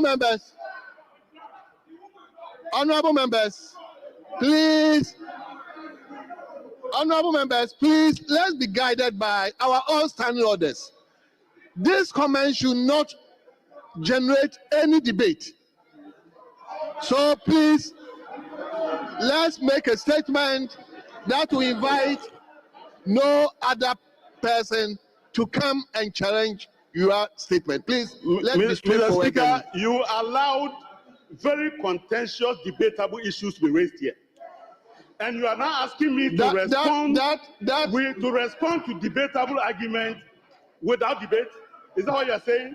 You admitted all that debatable documents that he presented here. But I want to say that if you are a Ghanaian and you respect yourself, Ghana has gone into debt restructuring and embarrassed globally. Who did that? Ken Ofori-Atta did that. The Ghanaians who bought our bonds, went through a DDEP. Who did that? Ken Ofori-Atta. And so, if you get up to defend this person who has robbed us of our peace and happiness, and you expect me to debate this in a manner that is not debatable, I beg to differ. But Mr. Speaker, the truth is that the OSP has made it very clear that the state did not send anybody to Ken Ofori-Atta's house. and that was staged by Kenofrate's own people. Hold on. Yes, minority leader. Mr. Speaker, with respect. Mr. Speaker, with respect. Let the records reflect that this side of the House brought this matter up, questioning the mode of the action taken by state security operatives. Mr. Speaker, Mr. Speaker, the argument being made by my colleague is to the effect that the man has committed some crimes and we are defending. Mr. Speaker, let it be known by him.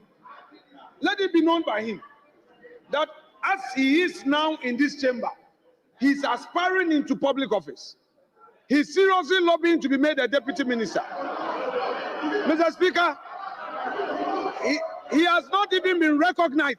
It is some of these unguarded statements. That is why he has not been recognized.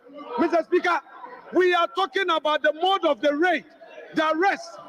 We are not saying that if the state has evidence against Ken Ofori-Atta, you shouldn't try him. Well. Mr. Speaker, if indeed there is an issue against him, the state can try him. Then he can have access to his lawyers. Leader. But you cannot accuse him that the man is guilty. Leader, I'll come to you. Because you have your time so that you can address all these things, please. Mr. Speaker, he has to withdraw that part of the submission.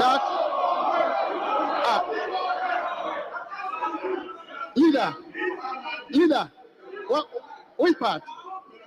These are my views. Go on. Yeah, they are my views. The minority leader doesn't tell me what to say in this house. He doesn't dictate to me what I say in this house. And I'm saying that when, as a government, you decided to violate the Public Financial Management Act with impunity, this day was coming, and it has arrived. The Public Financial Management Act is very clear. The Public Financial Management Act is very clear that you cannot commit this state to a multi-year contract without the Minister for Finance, himself issuing a commencement certificate. And yet, after he issued a commencement certificate, he was still drawing on contingency fund as if he didn't know about the project. And he thought that you could do that as long as you want. But the subject is that the OSP has spelled out the reasons why he's looking for it. And I'm discussing what the OSP is calling him for. That when he decided to engage in multi-year transactions and refused the approval of Parliament, knowing very well the implications in the Public Financial Management Act, he knew that he would answer for it one day. And that you are now asking us to do what? Not to discuss a fugitive.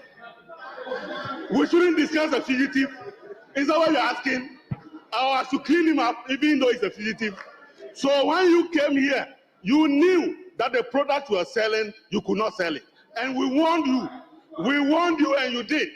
You can warn me as long as you want. But the important thing is that the OSP has stated. The OSP has stated that he didn't send anybody. Why are you running away? Why are you running away? Honorable Osenyako. Thank you, Mr. Speaker. Mr. Speaker. Thank you, Mr. Speaker.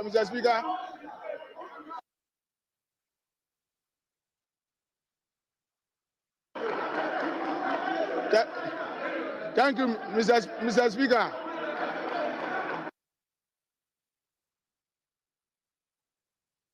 you, Mr. Speaker. Mr. Speaker,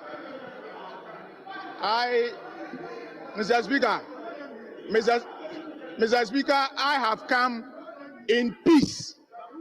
I have come in peace. You've come in peace. Mr. Speaker, you said you've come in peace. Yes. Very well. Let's listen to you. God willing, Ghana will be 68 years this year. Mr. Speaker, we have seen government change all the time. Mr. Speaker, the wrong yesterday the wrong yesterday is not right today. If we are building a society, if we are building a country, if we are building a nation, Mr. Speaker, we cannot and we should not allow some of these ills to go on in our society. All of us sitting here, we are politicians. All of us. Tomorrow, it could be you. Today, you think it is Mr. Ken Oforiatta, so it is okay. I will speak against it if it was meted to you. The fact that similar issue or same thing was done in 2017 doesn't mean that we should repeat same this time. You should listen to me. Mr. Speaker, I am sad. I am sad for Mother Ghana. I am sad for we as a politician because tomorrow it will be your turn. And I cannot sit because I'm in the opposite side. So I'll sit down and watch you be treated this way. Mr. Speaker, if you want to build a nation, if you want to build a democracy, let us use the laid down procedures. I am not speaking to shield anybody. The laws are clear that if anybody is found guilty of committing any crime, there are laid down procedures to deal with such matters. We don't use a Rambo style action to go to somebody's house. I have just a caution. I have a message for the president. President Mahama should listen to me. Mr. President, Ghanaians voted for you massively so that you come and unite this country. Thank you. They did not vote for you to come and divide this country. Thank you. If he wants to leave a legacy, long after he has leave his office, then I am begging him that he should use the laid down procedure to address some of these matters. Thank you, honorable member. And stop the buga buga. Thank you so much. Help this country. Thank you. Thank you so much.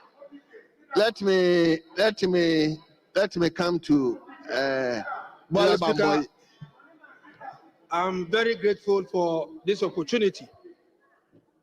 Mr. Speaker, I am one of those who believe that what is wrong yesterday is also wrong today. What I've read is that the OSP has said that the raiding that we are all talking about is something that was staged. I listened to him. And so for me, for us to use this precious time discussing something that has been staged, then I think that we need to have a second look at what we are doing.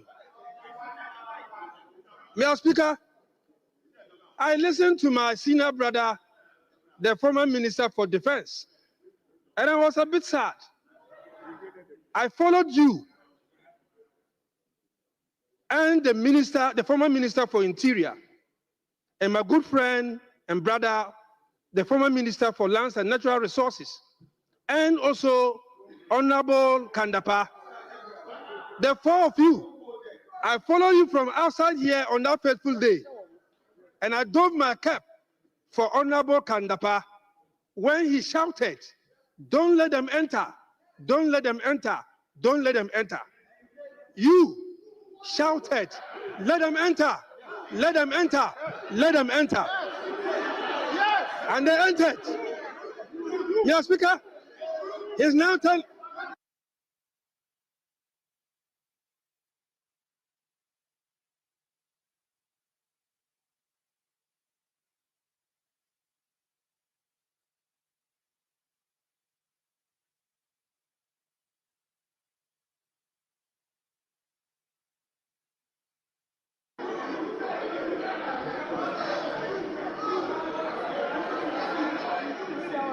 Mr.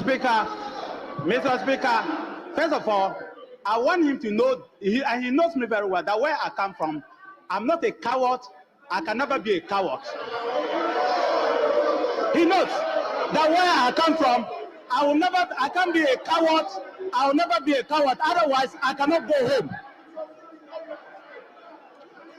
And Mr. Speaker, I want to repeat that I'm not a coward. I can never be a coward. Otherwise, I cannot go home. He knows where I come from. And let me tell you, you have no evidence. Thank you. Not a single shred of evidence. And I want him to withdraw that statement because it's a direct attack on my person, on my family, my tribe, where I come from, and you are putting people in danger for no reason. If you don't have any evidence, withdraw it. It's very unfortunate that you will make a statement against Ambrose. He's not here to defend himself. Make a statement against me, and I can defend myself. It's wrong. You have no evidence. You heard it. You heard it. It's very unfortunate. Do you even know when the soldiers came? Do you know where I was? Honorable members. When the soldiers came in, do you even know where I was that day? Do you know where I was? Honorable members. If you are using soldiers to intimidate Ghanaians, including myself. Honorable. If you are using soldiers to intimidate Ghanaians, including myself, chasing my car, that is not democracy. That is not democracy. You use soldiers to chase me. That is not democracy. That is not democracy. Don't accuse me. You have no evidence. Withdraw it. Well, honorable members, I will see the seat to the first deputy speaker. Meanwhile, you may continue.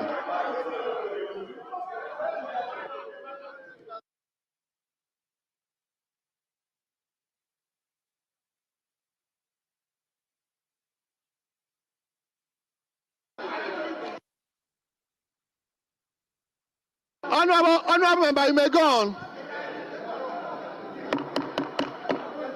Honorable Yusuf, you may go on. Mr. Speaker, I started by saying that the defense minister is my brother. And indeed, I know where he's coming from. Where he's coming from, that is where I'm coming from. We are brothers. We are the same people. And so I was shocked that day when he was the one ushering in the military men to come and kill his own brothers. Mr. Speaker, he's saying that there was no democracy at that time, and that there was no government in place, and that he wasn't the minister at that time. And so whatever happened, he wasn't bothered. This is what he just said. Mr. Speaker, the very people who did that are still in the system. I want to call on you. On this day, we have their pictures to order an investigation so that we will get to the bottom of this issue. But I am a Muslim and a serious and pious Muslim. And the last thing I will do is to tell lies on my own brother. I have said what we call the kalima. I believe in Allah. I believe in his prophets. And the next thing to believe in is to ensure that I don't tell lies on respected people like my brother. I'm only putting it on record that on that day, I followed you. My brother, Honorable Abu Jinapo, Honorable Ambrose Derry, and Honorable Kandapa from the start here down up to this point. When Honorable Kandapa insisted, don't let them enter. Don't let them enter. Don't let them enter. And you said they should enter. Indeed, they entered. You followed them. Mr. Speaker, what I want you to do is to call for the video. Call for the video. He wants me to come with evidence. Call for the video. And you will see him ushering in the military men. On this note, Mr. Speaker, I am calling for an independent investigation to ensure that whatever happened that day, we get the truth of it. And once we get the truth of it, he will cease to call on evidence. Thank you.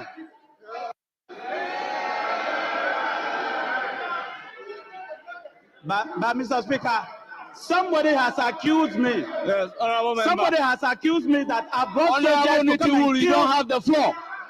Resume your seat. Please resume your seat.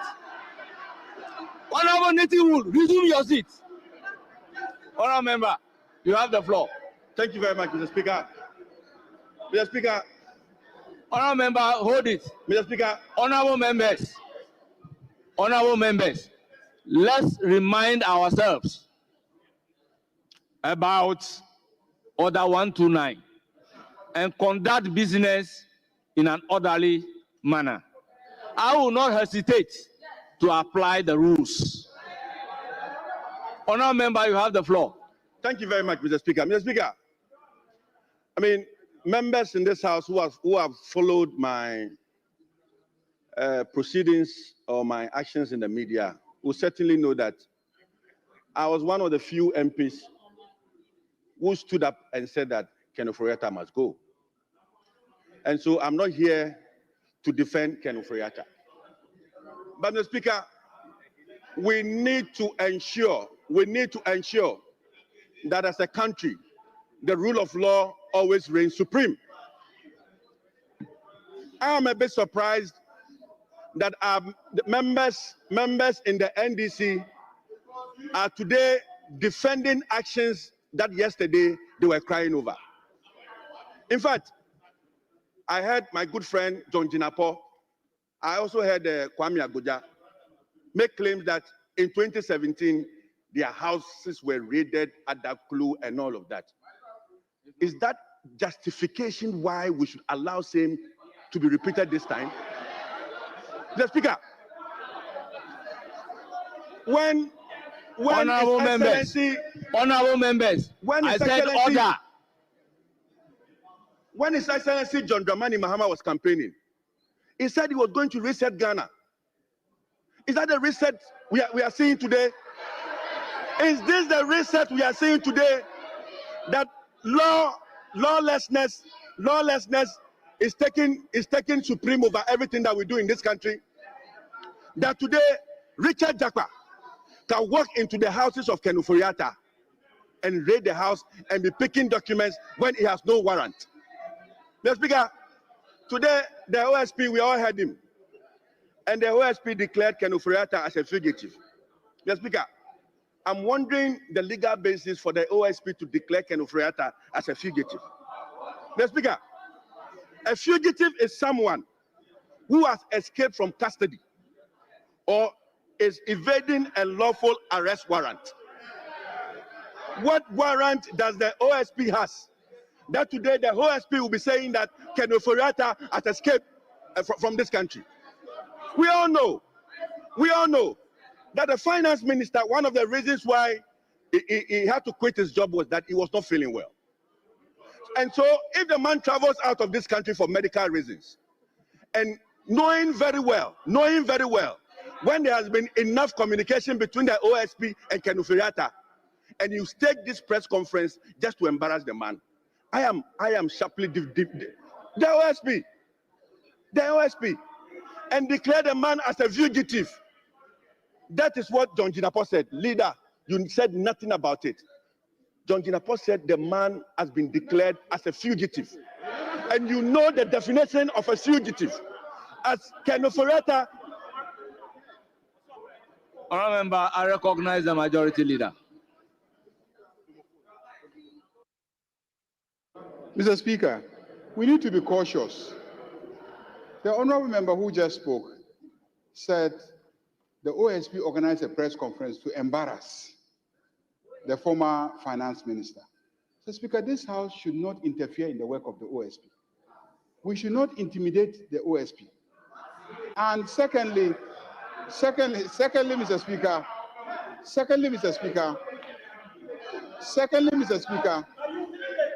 secondly, Mr. Speaker, the former defense minister said soldiers were sent to the residence of the former finance minister. Mr. Speaker, nobody has tendered evidence in this chamber that soldiers were sent. Mr. Speaker, they are talking about one Mr. Jakwa. The man is not a soldier. The man is retired. He left the army, and he is an officer, I believe, of national security of the state. So please, let's not sit here and say things that would dent the image of the men and officers of the Ghana Armed Forces in uniform. So let's be careful. Let's be careful when we say that soldiers were sent, because no soldier was sent to the residence of the defense minister. Mr. Speaker, please, let's be cautious. Honorable Minority Leader, I recognize Honorable Majority Leader on a point of order. Are you also on a point of order against the point of order? Mr. Speaker, with the greatest respect, take it easy. He didn't say he was up on a point of order. Mr. Speaker, he didn't say so. He didn't say so. And please, he made an intervention for the good of us.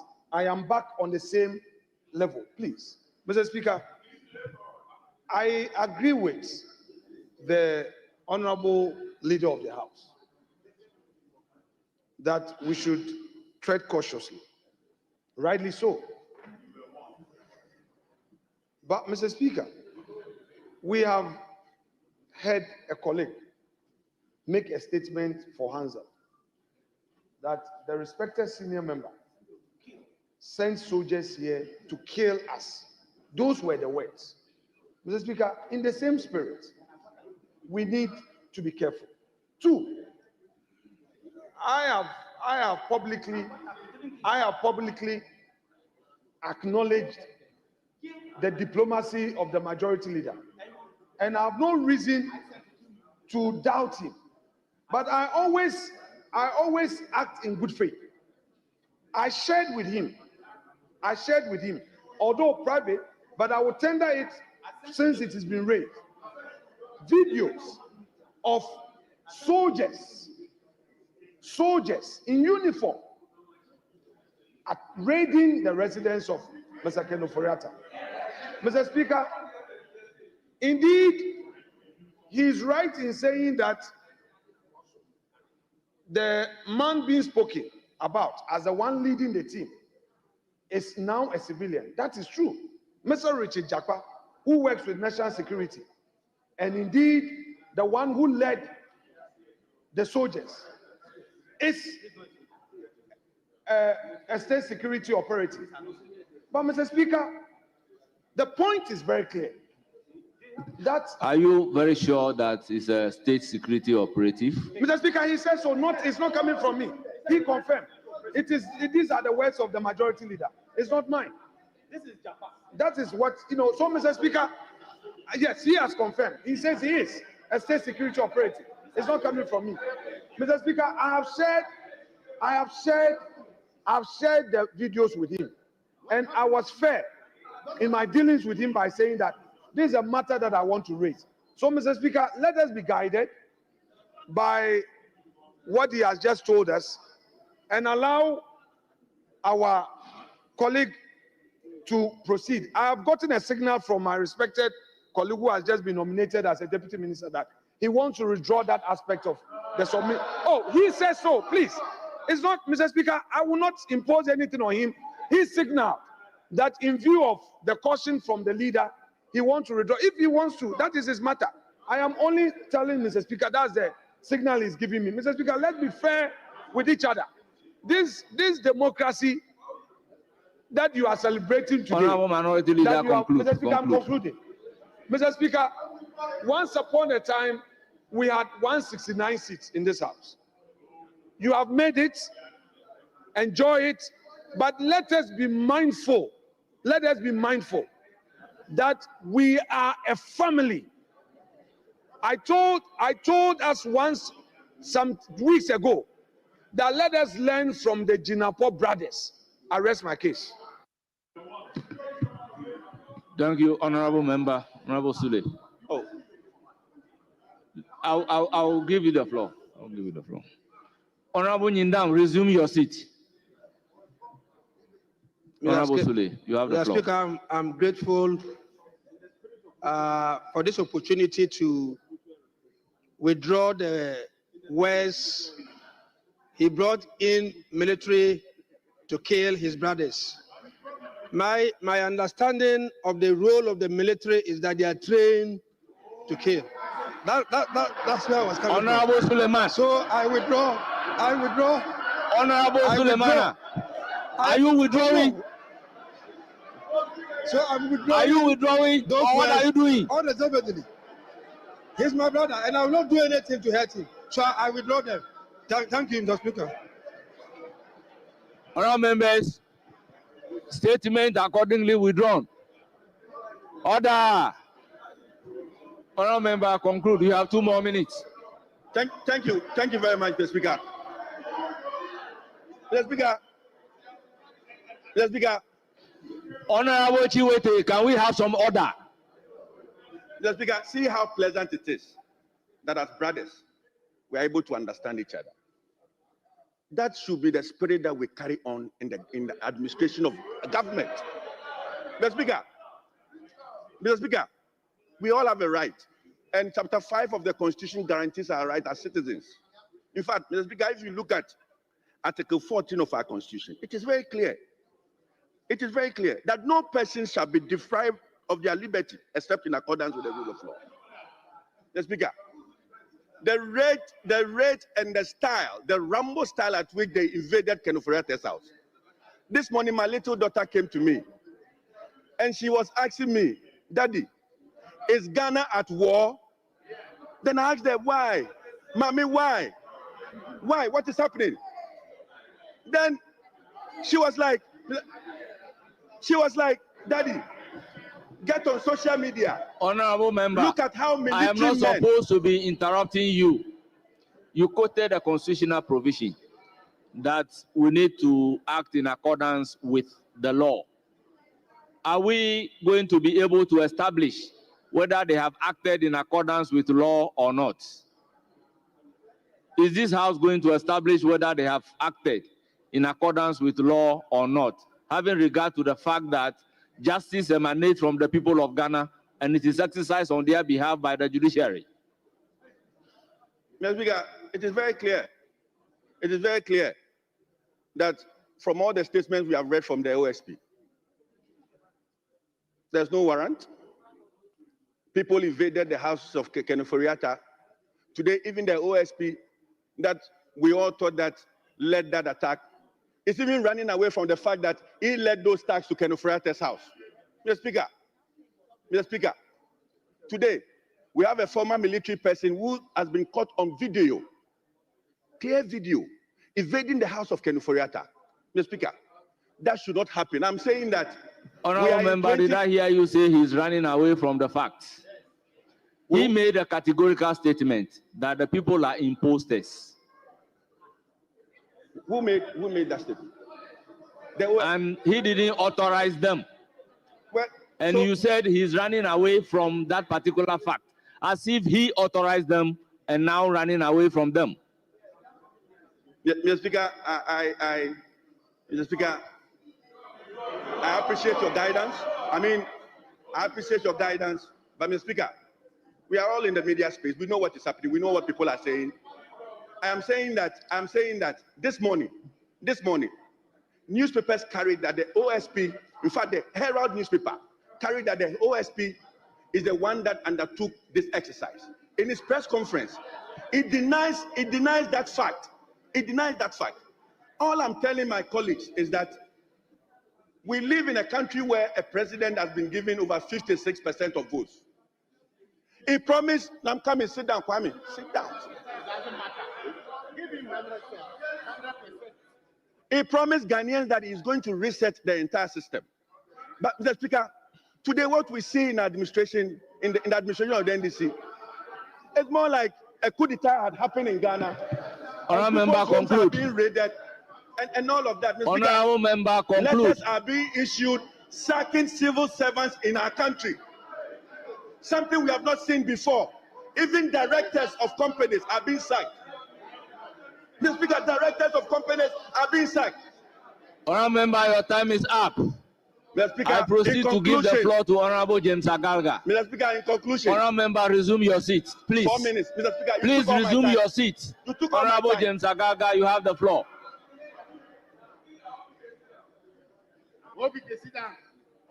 Mr. Speaker, the statement made by the deputy minority whip was made in the realm of the purported violation of the rights of the former finance minister. If my understanding of that statement serves me right, Mr. Speaker, then of course we have reason to ask ourselves, which of the human rights provisions enshrined in Chapter 5 of the 1992 Constitution has been violated? That is the question. The maker of the statement cited a judicial decision in support of the statement. Now, that particular judicial decision, I didn't hear him well, but he mentioned Director of Prisons. That particular judicial decision relates to fair trial principles. But, Mr. Speaker, in the case of the Minister for Finance, he is not on trial. And so the principles enshrined in Article 19 of the Constitution will not apply to him for now. The closest we can come to, Mr. Speaker, in terms of the human rights provisions in our Constitution, would be Article 15 of our Constitution. And Mr. Speaker, I will take you through Article 15. And I expect, with the greatest of respect, the minority leader to respect the fact that I am truly a human rights advocate, and he can bear testament to that fact. So let him not interrupt me when I am advancing my arguments. Honourable member, Speaker, you are not interrupted in any manner. Address the chair. Article 15 of our Constitution talks about the respect for human dignity. And this is what it says. The dignity of all persons shall be inviolable. 2, no person shall, whether or not he is arrested, restricted, or detained, be subjected to A, torture, or other cruel, inhuman, or degrading treatment or punishment. B, any other condition that detracts or is likely to detract from his dignity and worth as a human being. It goes on and on and on, but those are the relevant provisions I want to relate to. Mr. Speaker, the question is, Honorable Ken Ofori-Atta has not been arrested. He's not in the custody of the police. So how do we start talking about a violation of his right to human dignity?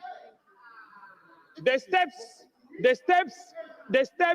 that have so far been taken by the special prosecutor. Honorable Stephen Amwa, let's listen to him in silence.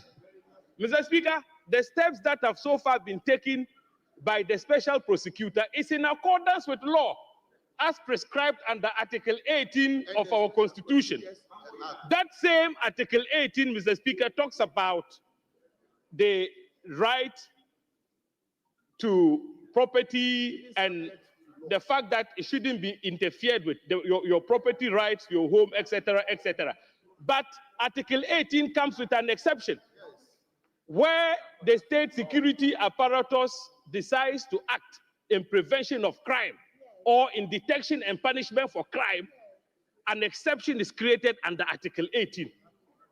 So the question we should be asking ourselves is, even granted, assuming without admitting, that security agents stormed the house of Ken Ofori-Atta, we should be asking ourselves, did they obtain a warrant from court?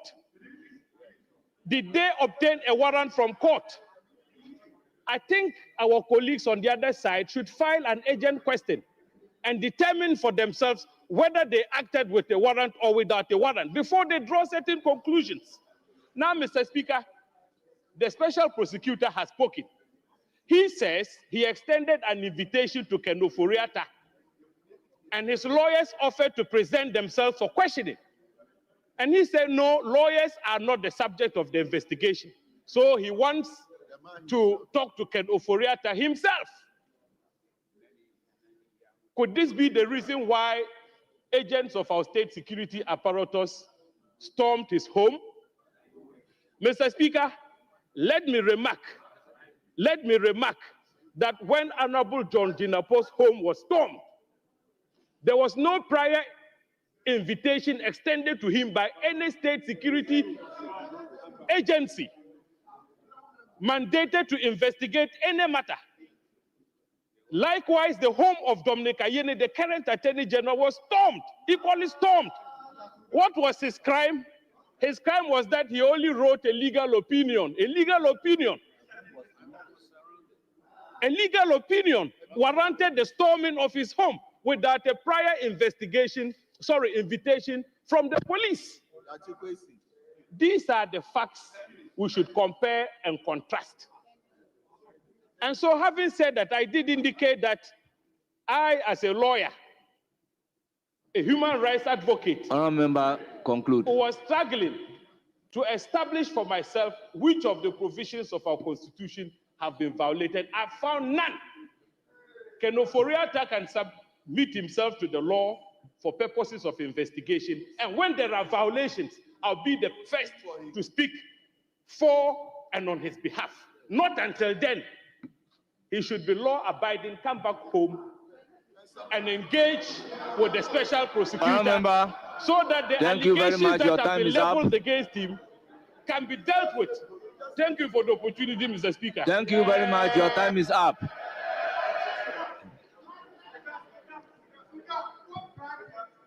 Honorable Stephen Amwa. Honorable Stephen Amwa, before you start, let me remind the entire House that we are operating within the ambit of Standing Order 93.5. You have the floor. Thank you, Mr. Speaker. Mr. Speaker, I want to make it emphatically clear that Ken Ofori-Atta hasn't run away. Mr. Speaker, I would like to advise this August House that I think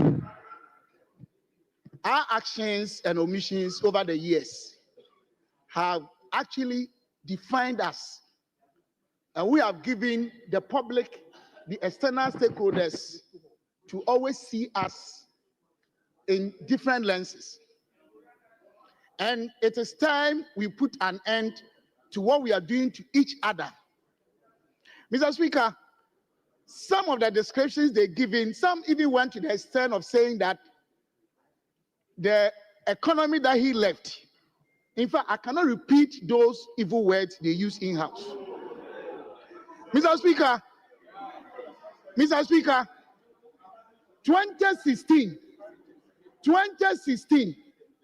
the economic Ken Ofori-Atta inherited was growing at 3.4%. Mr. Speaker, the inflationary rate was 15.4. Mr. Speaker, lending rate was about 40%. But for COVID, by 2019, we were growing 7%. Inflation was 7%. Under Ofori-Atta, we have been able to implement one of the most enviable pro-poor policies on the continent of Africa. How could you describe such a man because of global crisis? Your own former finance minister, do you know the description you are giving to your country? Do you know how you are placing Ghana on the globe because of politics? Do you know what you're doing to your country? Very soon, your ministers will be leaving Ghana for other places, for international assignments. And this is what they will read from your own lips. Mr. Speaker, we shouldn't allow this outmoded, colloquial, primitive politics to continue to destroy our country. Mr. Speaker, we are one people with one destiny as a nation. Mr. Speaker, I am only advising the House. Honorable Stephen Amwa, Mr. did I Speaker, hear you say primitive politics? no, I'm talking about Ghana. Will us, not you against consider them. withdrawing the word primitive politics? Okay. Mr. Speaker, with your indulgence, I have done so. But Mr. Speaker, I think I have to make myself clearer here. I am not even speaking against one side. I am talking about actions and inactions, omissions and behaviors that are dwindling the very reputation of this House. We've been doing this to ourselves for far too long. Now, every Tom, Dick, and Harry out there, even if you are driving Land Cruiser, they think you're a politician. Whether NDC and PP, they don't respect us. And this is why I'm bringing it to our attention. That do we allow yesterday's propaganda or actions or omissions to continue to keep on destroying the very image and reputation of this August House? Is that what we want to do? This is the question I'm asking. Mr. Speaker, are we teaching the younger generation what we are doing today? Mr. Speaker, what does the Constitution say? Article 18, Clause 2. With your permission.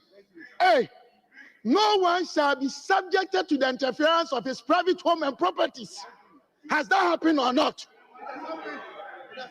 The very Constitution that we ourselves, the very laws that we ourselves made, we are undermining the same laws because of politics.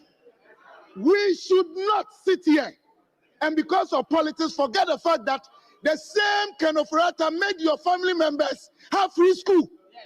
Your nephews, your children, your aunties, your friends, your mosque members, your church members. But for Kenofrata, they would have been home. Let us stop these things against either NDC or MPP. Let us maintain our reputations as a house. Let us believe in one fact that we are one people with a common destiny as a country. All these things we must stop. That is what I mean. Yesterday's politics we should forget. Because we are destroying each other. And we call ourselves honorable members. We all deserve that. But please, Mr. Speaker, what I'm trying to tell the House is that sometimes, because of politics, we say these things, we think we are joking. But those out there, they believe in what we say and they disrespect all of us. Let us protect each other. Let us keep the dignity of this House intact and portray to the people out there that, yes, we have changed. Mr. Speaker, I am ending by telling each and everyone, especially my brothers and sisters from the other side, to repent. To repent. These behaviors must be stopped. We don't do that to ourselves. Look at Honorable Agoja, very respectable. Our leader, respectable. We are all respectable members. But because of politics, I should call you thief, you are this, you are that. And when you go out there, you want people to respect us. I think this should be the last time for all of us. Let us show love and constructive discussions. Constructive conflict. Conflict C type, not A type. All member conclude. Mr. Speaker, in conclusion, I would like to re-emphasize the point that Ken Oforiatta, until proven guilty by court of competent jurisdiction, cannot be described and defined as somebody who is criminal. Thank you very much. Yeah. I proceed to give the floor to Kwame Jijoli Gakpe. Thank you, Mr. Speaker, for giving me the opportunity. Mr. Speaker, the Honorable Ken Oforiatta is not above the law. He is not above the law. And then when the special prosecutor, they read the statement today, he's talking about the cathedral. They mentioned cathedral issue. They mentioned SML issues. Those are the issues the special prosecutor is investigating.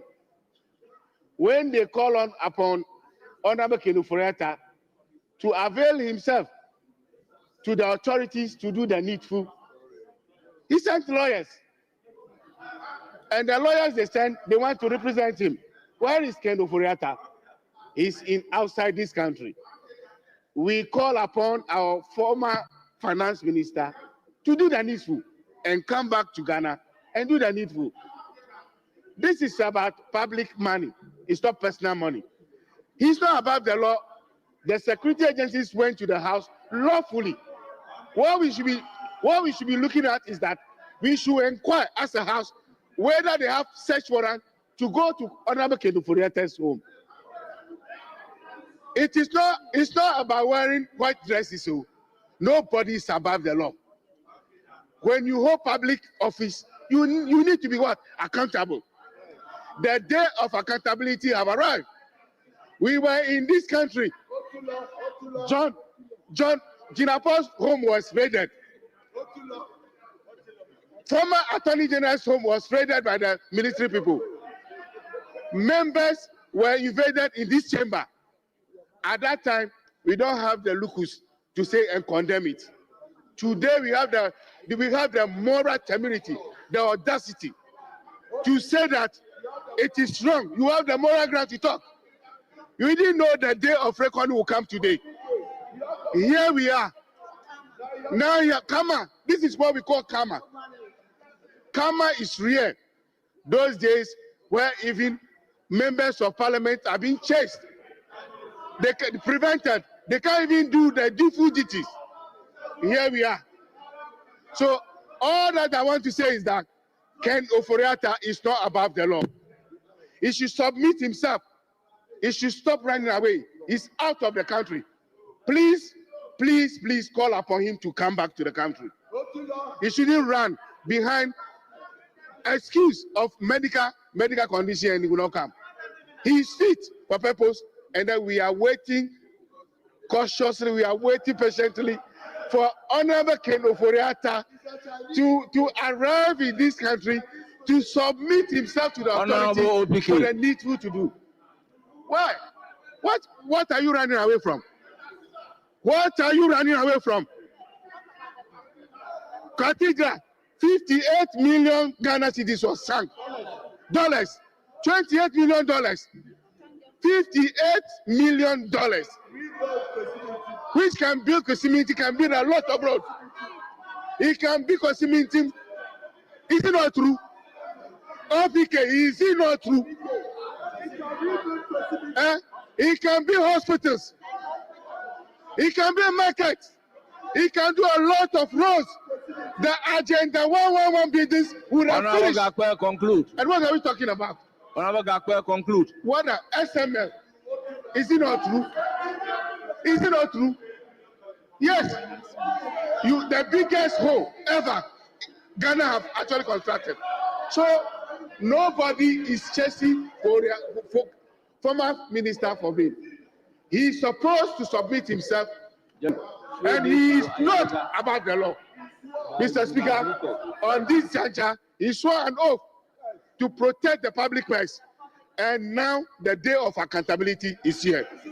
So he should just commit himself. Thank you very much for giving me an opportunity. Now, leadership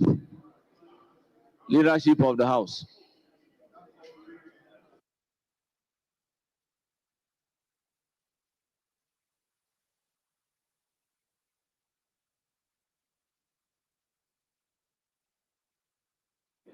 Mr.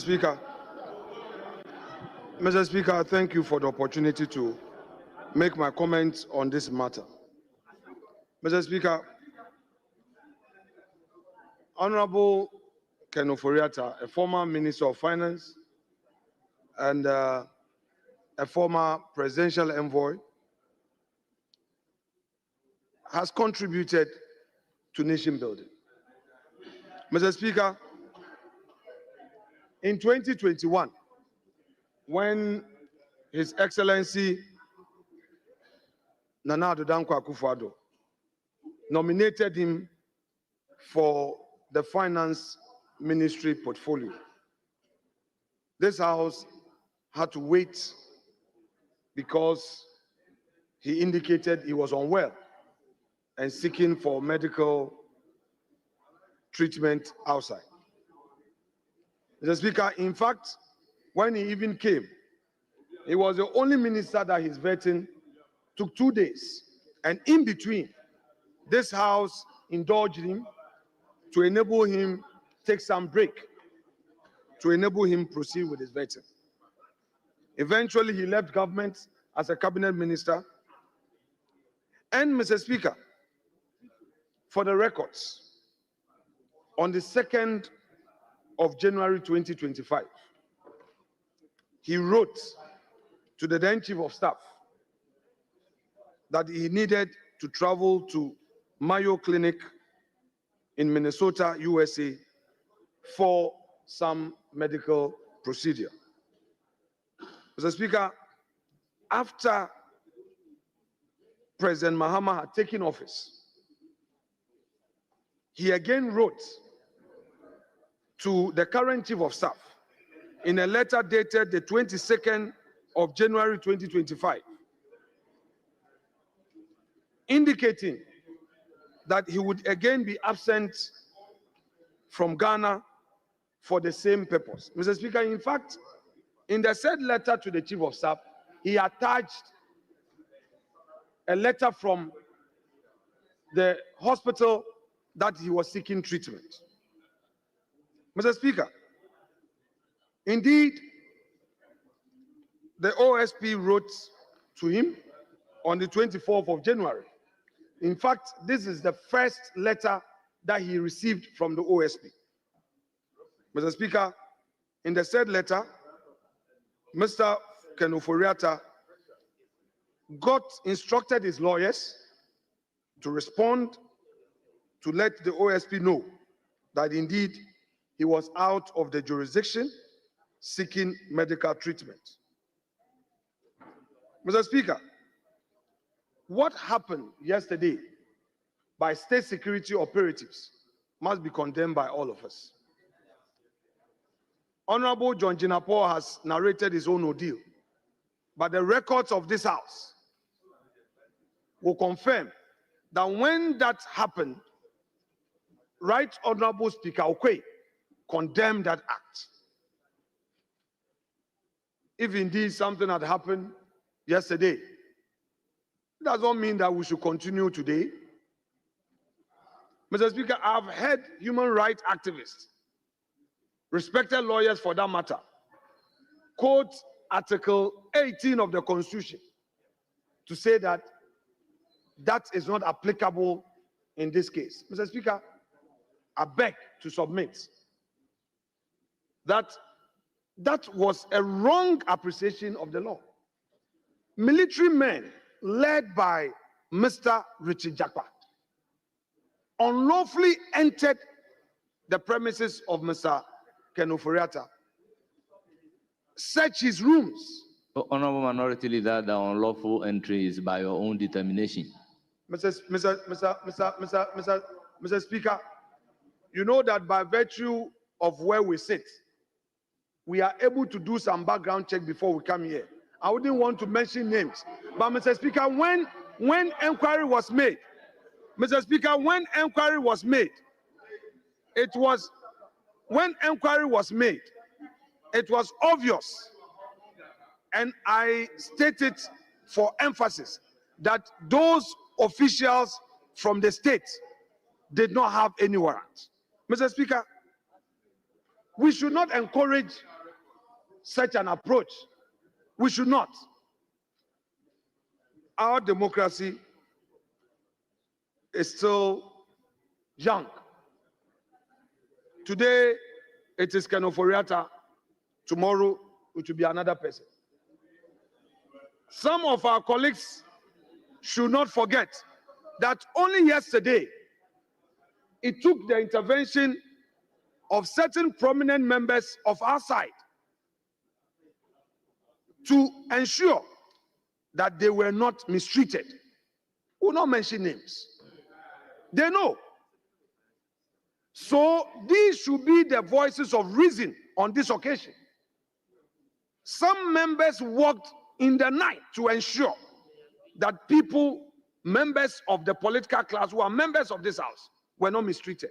Mr. Speaker, let me remind colleagues, today, if you are praising the OSP, let's not forget that not too long ago, we had some of our members at the receiving end by the OSP.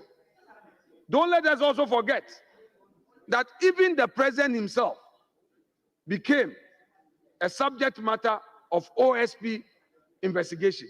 And he was not happy with certain words used by the OSP against him. So don't let us celebrate. Don't let us celebrate because today it is Ken Ofori-Atta.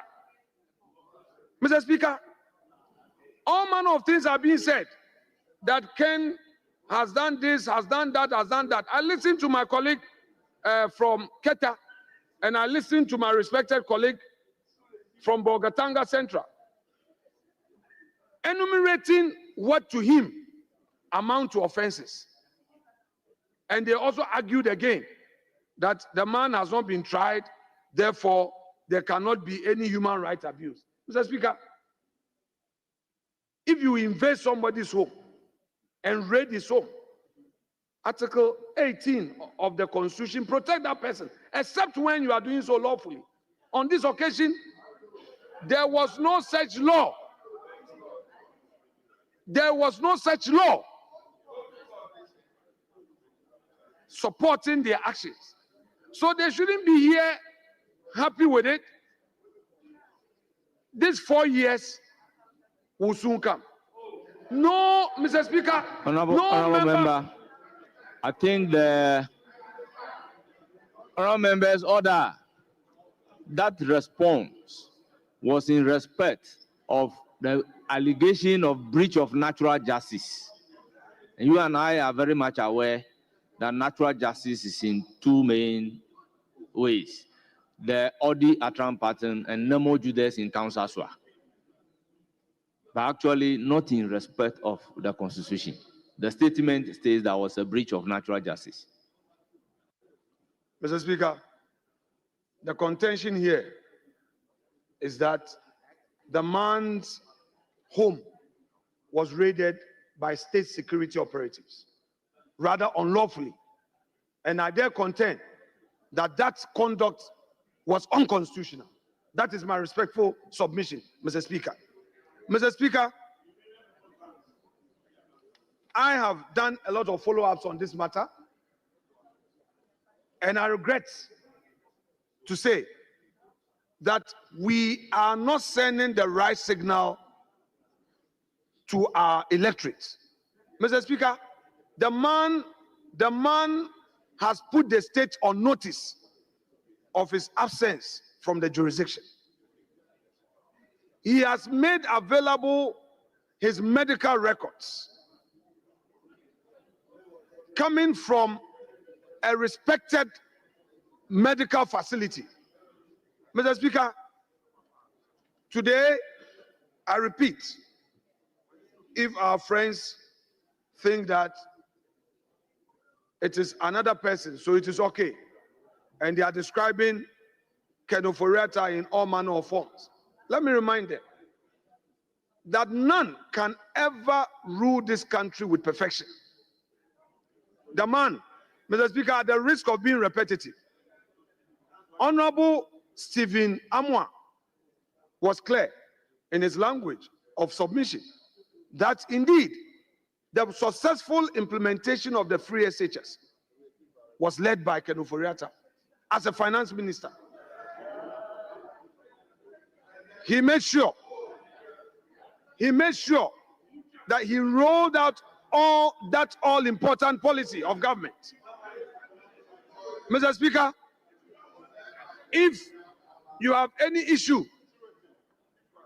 follow due process of law. It is not enough for national security to raid his home. It is not enough to carry armed military men to his residence to terrorize his children and by extension, his neighbors. Mr. Speaker, we must, as a house, be united with one voice to condemn this act. Today is Ken Ofori-Atta. Next will be other appointees. Mr. Speaker, we must not allow this. Mr. Speaker, only yesterday, we saw the Attorney General applying to the court with an application we call noli prosequi in law, simply saying that he's discontinuing certain cases. That is within his right as an Attorney General. Mr. Speaker, what signal are we sending to the nation that, oh, if it is NDC and NDC is in power, it is right. If it is MPP and if it's MPP in power, it is right. Mr. Speaker, the political class of this country must rise above this. The political class of this country must rise above this. And I would conclude by saying that if indeed... Hold it. Honorable member, will you, no, I mean you are looking back, it is you I'm talking to. You are looking back, it is you I'm talking to. Will you listen to the leader in silence? Why?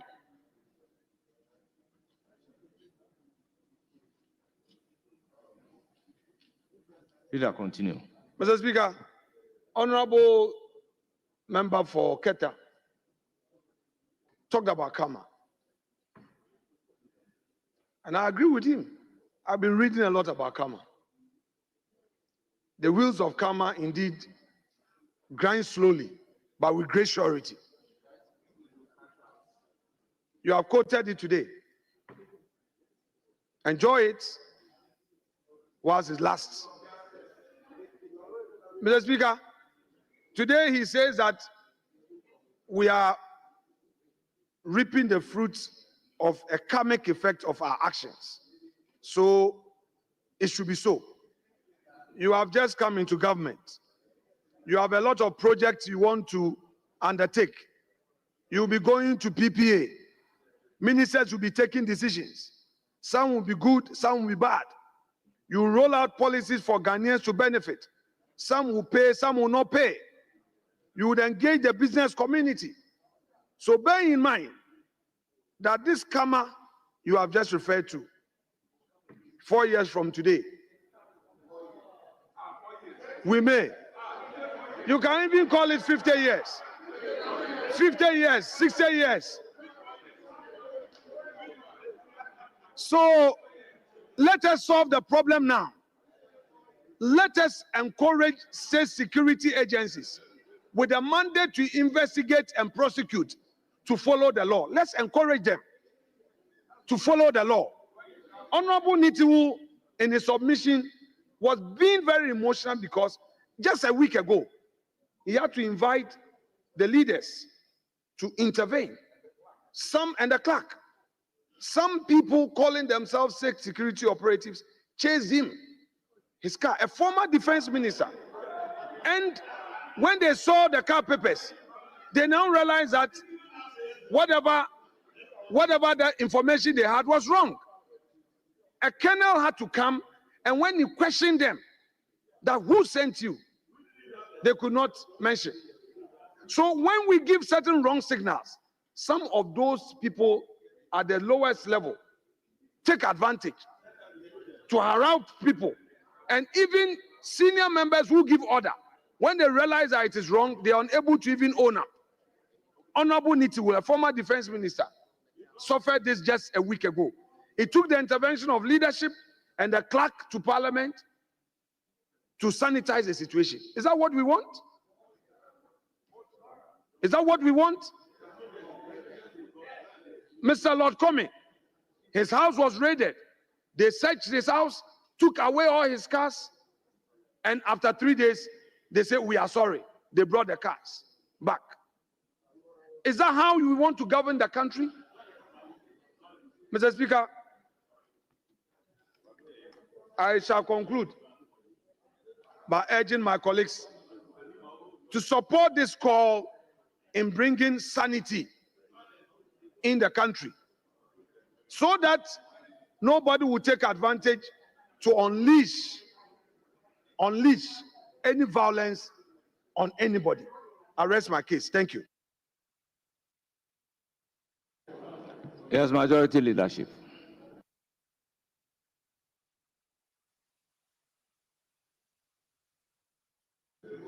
Mr. Speaker,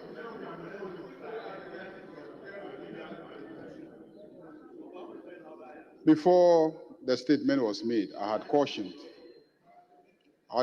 that this is a statement that definitely will generate commentary that will provoke debate in clear violation of our standing orders. And I caution that it is a statement that will attract comments that will go to perhaps damage the reputation of somebody who is not in this chamber. I cautioned. But my friends on the other side insisted and made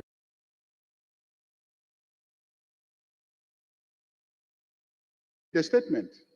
Mr. Speaker, you are a believer in the rule of law, and you know the law. You know that if you claim that somebody has improperly searched your house or your property, you go to court. You go to court for the courts to declare that your property rights have been violated,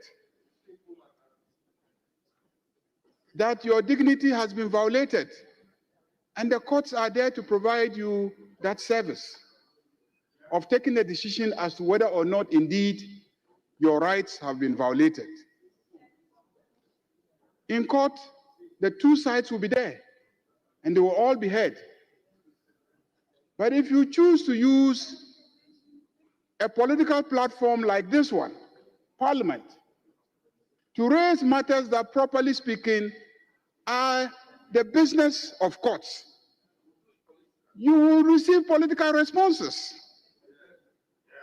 And that is what I see happening here. Mr. Speaker, as for me, what I hear being said here is that there is a certain class called the political class, and that political class must take care of each other. And what I hear being said in this chamber is that taking care of each other means that we should not hold each other accountable. Mr. Speaker, I have always contended that it will be the most dangerous thing that will happen to the democracy of this country if a certain group called the political class are allowed to conspire to protect each other. Because what will happen, Mr. Speaker,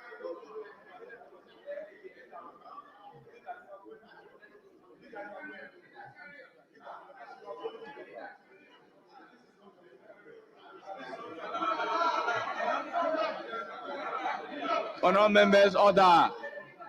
Mr. Speaker, I am saying what I hear. What I hear. There has been several referrals to a group called political class. Did you hear that or not? Several times there was a referral to a group known as a political class. And several times a call on members of the political class not to do this to each other. And what do we mean by let's not do this to each other? Let's not, when there is a change in government, try to hold each other accountable this way or that way. I take a position that, indeed, the reason why the voters go and vote for one political party as against the other is so that they will come and hold each other accountable. The day that we stop holding each other accountable, that will be the day the electorate will lose confidence in this democracy. And when they lose confidence in this democracy, that is the end of democracy in Ghana. So we must hold each other accountable. When we vote for a new party and the party come, they owe a duty to those who voted them to hold those who have been taken out accountable. As for how they do it, it should be a matter of following due process and the law. Let's talk about nolle prosequi. I heard somebody mention nolle prosequi. And withdrawal of prosecutions. Mr. Speaker, if the state of Ghana, if the Republic of Ghana prosecutes a citizen for 8 years and is unable to convict that citizen, then there's a problem. There is a problem. How can the state mount a prosecution for 8 good years with all the resources at the disposal of the state and yet not be able to convict that citizen? Or at least get a ruling on that citizen. Either you are guilty or you are not guilty.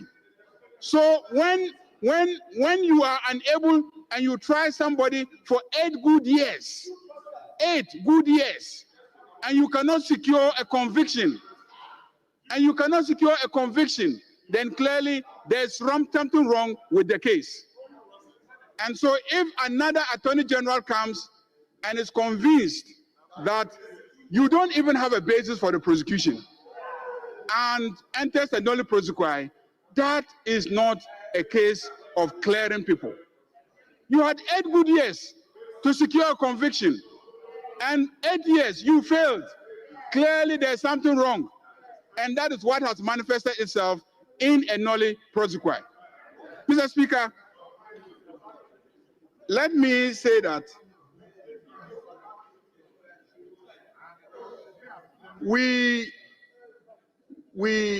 I cautioned against making the statement because I didn't want us to go into a situation where we'll be making unfair comments about somebody who is not in the chamber to defend himself. Mr. Speaker, the facts are simple. That military officers, policemen, and national security personnel invaded, entered, searched the private property of the former Minister of Finance. Mr. Speaker, I will not run any commentary on that matter until I've conducted some investigations, ascertain what the facts are, and then I will come and appraise this House of exactly what happened so that we can be properly informed. If there is anything that we should condemn about what has happened, we can collectively as a House condemn it. I caution you that don't make statements that would involve commentary that will undermine the image of someone, because I will not be happy if it is done to me, and that is why I objected. And so I'm not going to join colleagues to comment on the statement, except to add that the Office of Special Prosecutor has been severally mentioned. This was an office that was established to investigate and prosecute alleged cases of corruption and abuse of office by public officers. They have indicated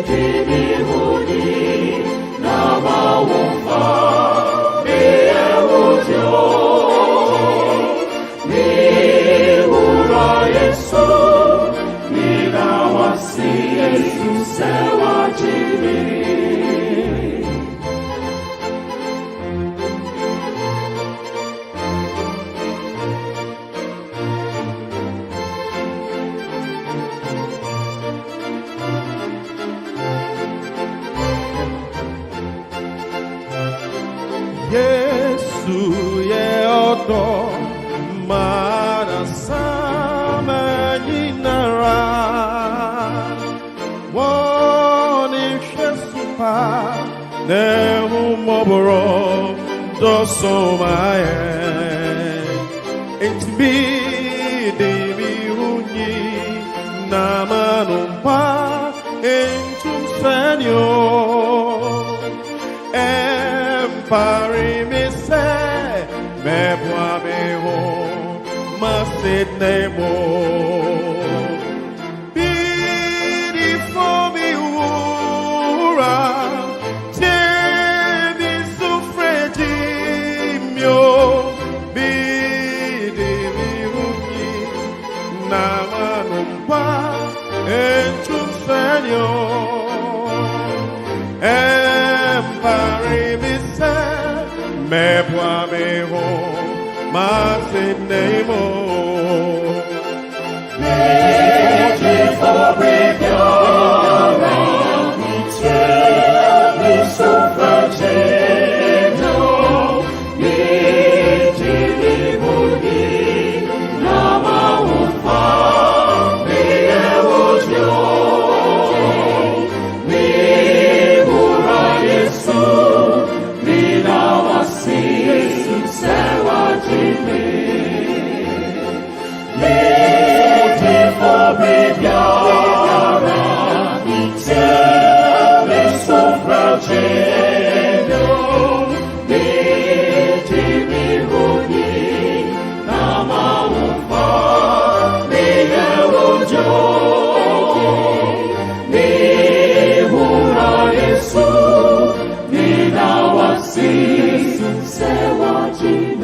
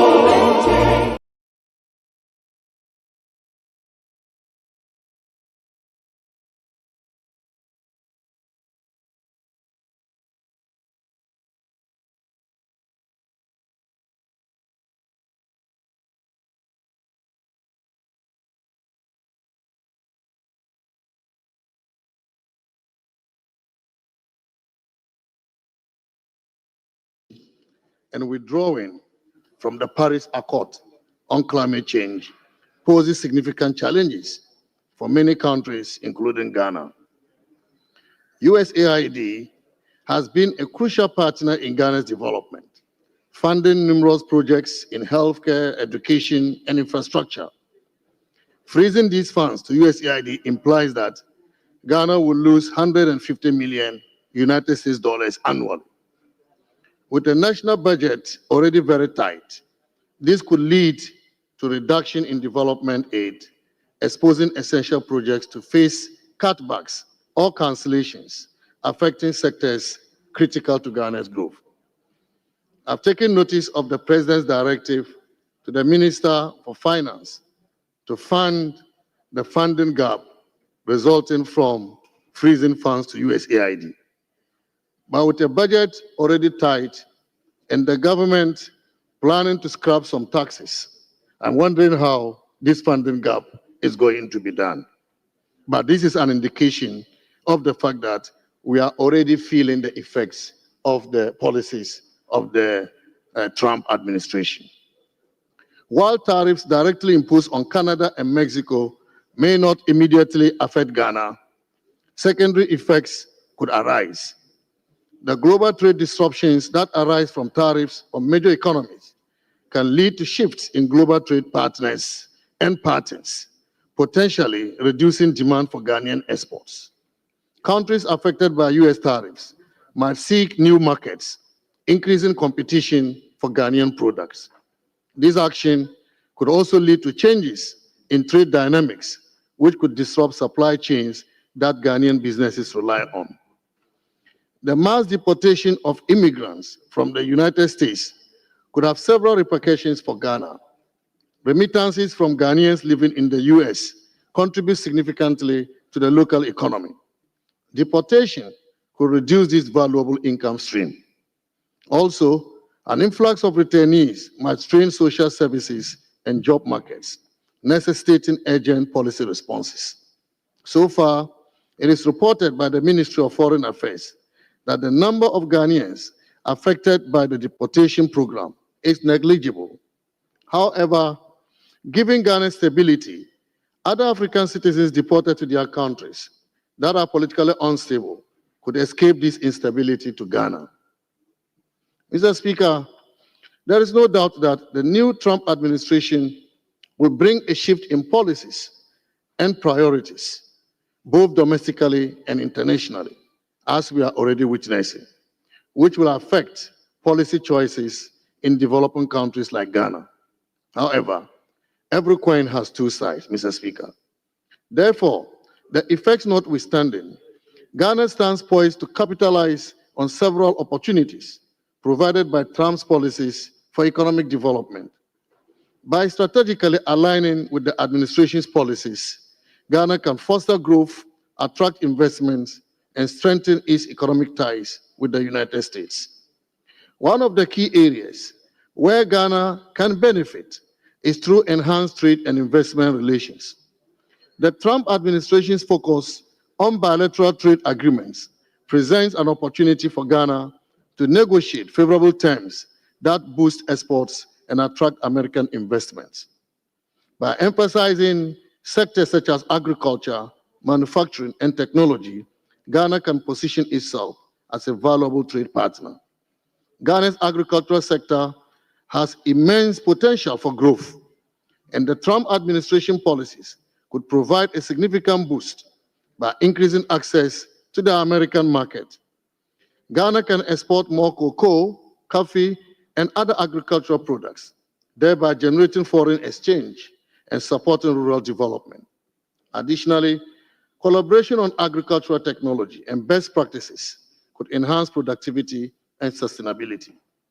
The Trump administration's focus on reviving American manufacturing can be leveraged by Ghana to attract investment in our own manufacturing sector.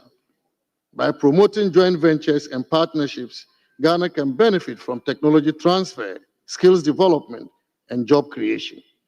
Special economic zones and industrial parks can be established to facilitate these collaborations, creating a conducive environment for American businesses to invest in Ghana. Mr. Speaker, due to Ghana's non-aligned status, the benefits of the new U.S. policies, particularly President Trump's preference for bilateral partnership, should not overshadow our quest to harness the potential of multilateralism. We stand at a crucial juncture where we can harness the power of multilateralism to drive our economic agenda while fostering a robust relationship with the United States under the new Trump administration. Multilateralism with its emphasis on cooperation among multiple countries, can offer Ghana avenues for sustainable development, international partnerships, and economic resilience. Simultaneously, Maintaining a positive relationship with the United States can provide bilateral benefits that further our national interest. Mr. Speaker, permit me to add that multilateral development banks such as the World Bank and the African Development Bank can continue to provide Ghana with financing for critical infrastructure projects. And these projects, ranging from transportation networks to energy facilities, are essential for Ghana's economic growth. By securing funding and technical assistance from these institutions, Ghana can build the infrastructure needed to support our development agenda and attract further investment, including from the United States. Mr. Speaker, the new Trump administration's policies present numerous opportunities for Ghana to enhance our economic development. By strategically aligning with these policies, whilst embracing multilateral frameworks, Ghana can attract investment, boost trade, develop infrastructure, improve education, and promote tourism. It is crucial for Ghana to actively engage with the United States, leverage its strengths, and build partnerships that drive sustainable economic growth and prosperity. By maintaining a balanced approach that combines multilateral engagements with strong bilateral relations, Ghana can navigate the complexities of international diplomacy and achieve our development objectives. This strategy will enable our country to benefit from the collective strength of multilateral cooperation whilst reaping the rewards of a positive and productive relations with the United States. Mr. Speaker, let me conclude by drawing attention to key strategic interventions Ghana needs to adopt to position ourselves to withstand the effects of President Trump's policies. Number one, to mitigate the impact of potential trade disruptions, Ghana should expand market access by seeking new trade agreements and partnerships with other regions, such as the European Union, Asia, Middle East, and Africa, and also promote export sectors by investing in and promoting sectors with high export potential, such as agriculture, textiles, and technology.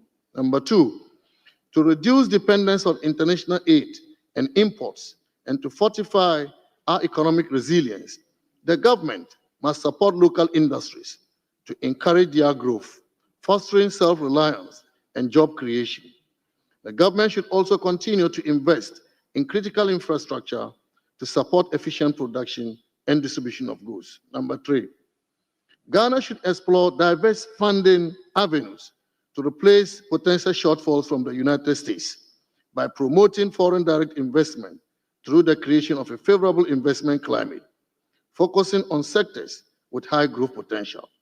The government should engage with international financial institutions, fostering public-private partnerships, and tapping into diaspora bonds, which can provide the necessary capital to sustain growth initiatives in healthcare, education, and infrastructure. Four, building strong diplomatic relationships can help counterbalance the adverse effects of US policies. For example, Ghana's continuous active engagement in the African Union, the United Nations, and other multilateral organizations can elevate Ghana's global standing. There is also the need to continue to forge alliances with countries that share similar development goals to facilitate collaborative efforts in addressing common challenges like climate change, debt distress, and poverty alleviation. Finally, to address security concerns exacerbated by US policies, Ghana should enhance regional cooperation by collaborating with neighboring countries and regional bodies to improve intelligence sharing and ensure that we have enhanced border security. Government must also invest in human security by focusing on education, healthcare, and social services to create a stable society that is less susceptible to extremist influences. I thank you, Mr. Speaker, for the opportunity to make this statement. Thank you very much, Honorable Amin Adam. I will now call upon Honorable Nana Ose Ajay. Thank you very much, Mr. Speaker, for the opportunity to speak on the impact of USAID shutdown on Ghana's economy. Mr. Speaker, I am very grateful for the opportunity given me to make a brief statement on the impact of USAID shutdown on Ghana's economy. The United States Agency for International Development is primarily responsible for administering civilian foreign aid. Responding to former President Barack Obama's pledge in his 2013 State of the Nation's address to join with other allies to eradicate extreme poverty in the next 2 decades. USAID adopted its mission statement to partner to end extreme poverty and promote resilient democratic societies while advancing the security and prosperity of the United States and beyond. USAID operates in Africa, Asia, Latin America, the Middle East, and Eastern Europe. Right Honorable Speaker, permit me to list some of the interventions USAID has made in Ghana for the past years in a number of areas such as health, agriculture, education, and governance. In terms of agriculture, through its Feed the Future initiative, USAID has supported smallholder farmers, especially in northern Ghana, where poverty and more nutrition are prevalent. The program has increased food production, improved market access, and built resilience among farmers.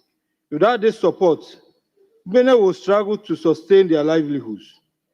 Beyond agriculture, USAID has made instrumental in strengthening Ghana's democracy, rights, and governance. It has played a critical role in ensuring free and fair elections, improving local governance, and enhancing accountability in public institutions. With the Donald Trump administration sounding war drums on the shutdown of the operations of USAID worldwide, opinions have varied, with some expressing little surprise at the turn of events. The cut in the funding will affect the US President's Emergency Plan for AIDS Relief, PEPFAR, which provides vital HIV prevention, care, and treatment services. A decrease in development assistance could severely disrupt vital initiatives, which are essential in addressing Ghana's public health challenges. PEPFAR, which operates largely through USAID, provides antiretroviral treatment to thousands of Ghanaians living with HIV/AIDS. If these funds disappear, countless people could lose access to essential health care, reversing years of progress in disease control. USAID has been a lifeline in fighting malaria, improving medical health, and funding life-saving vaccines.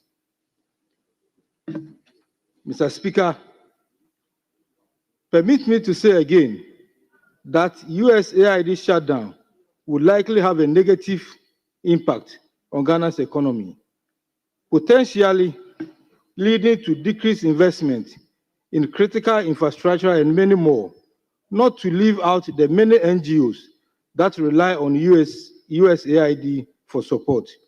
In view of this, I call on all stakeholders, including us, members of parliament, as leaders, to take a critical look at this issue.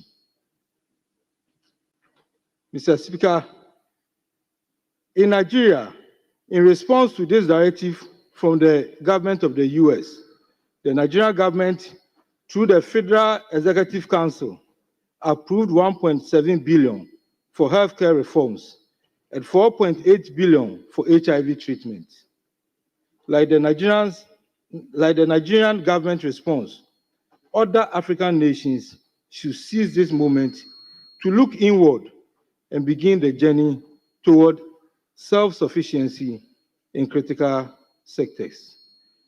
Mr. Speaker, during the commissioning of the National Vaccine Institute in Ghana by His Excellency Nana Addo Dankwa Akufo-Addo, the former President of the Republic of Ghana, on Wednesday, 10th May 2023, he highlighted his government's determination to ensure that Ghana is never again a victim or pawn of the international vaccine order.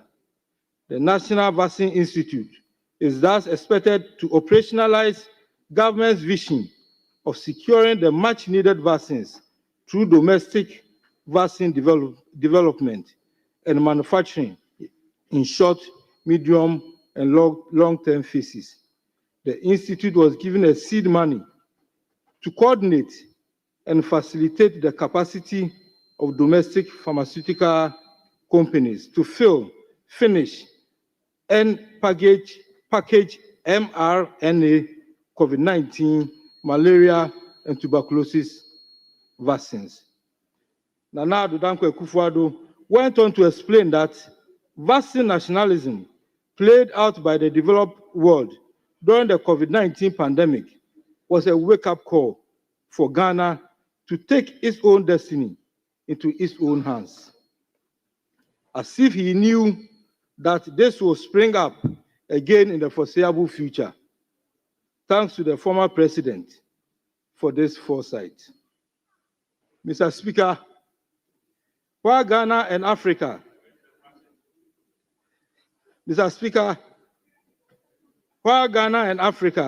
still has a long way to go, timely and decisive leadership could set the continent on the right path, reducing years of overdependence on the US and other foreign donors. Mr. Speaker, it has always been said by renowned scholars and leadership consultants that no country can build a sustainable future by relying solely on foreign aid. Ghana must take proactive steps to secure its progress and reduce its dependence on external support. One critical step is domestic resource mobilization. The government must strengthen tax collection, close loopholes, and reduce losses to ensure that essential programs such as healthcare, education, and infrastructure are funded from within. Additionally, public-private partnership must be expanded, encouraging businesses to invest in key sectors like healthcare and education will ease the burden on government spending. When the private sector is engaged, development becomes more sustainable. Beyond this, Ghana must diversify its partnership. Finally, Mr. Speaker, while the US has been a key ally, it is essential to engage strategically with other players like the European Union, the African Development Bank, and emerging global economies. This will ensure continuous support whilst reducing dependency on any single donor. Thank you very much, Mr. Speaker, for this opportunity. The good people of New Jabanov are grateful. Thank you. Yeah. Thank you very much. I will open the floor and take comment subject to Order 93.5. Honorable Deputy Majority Whip.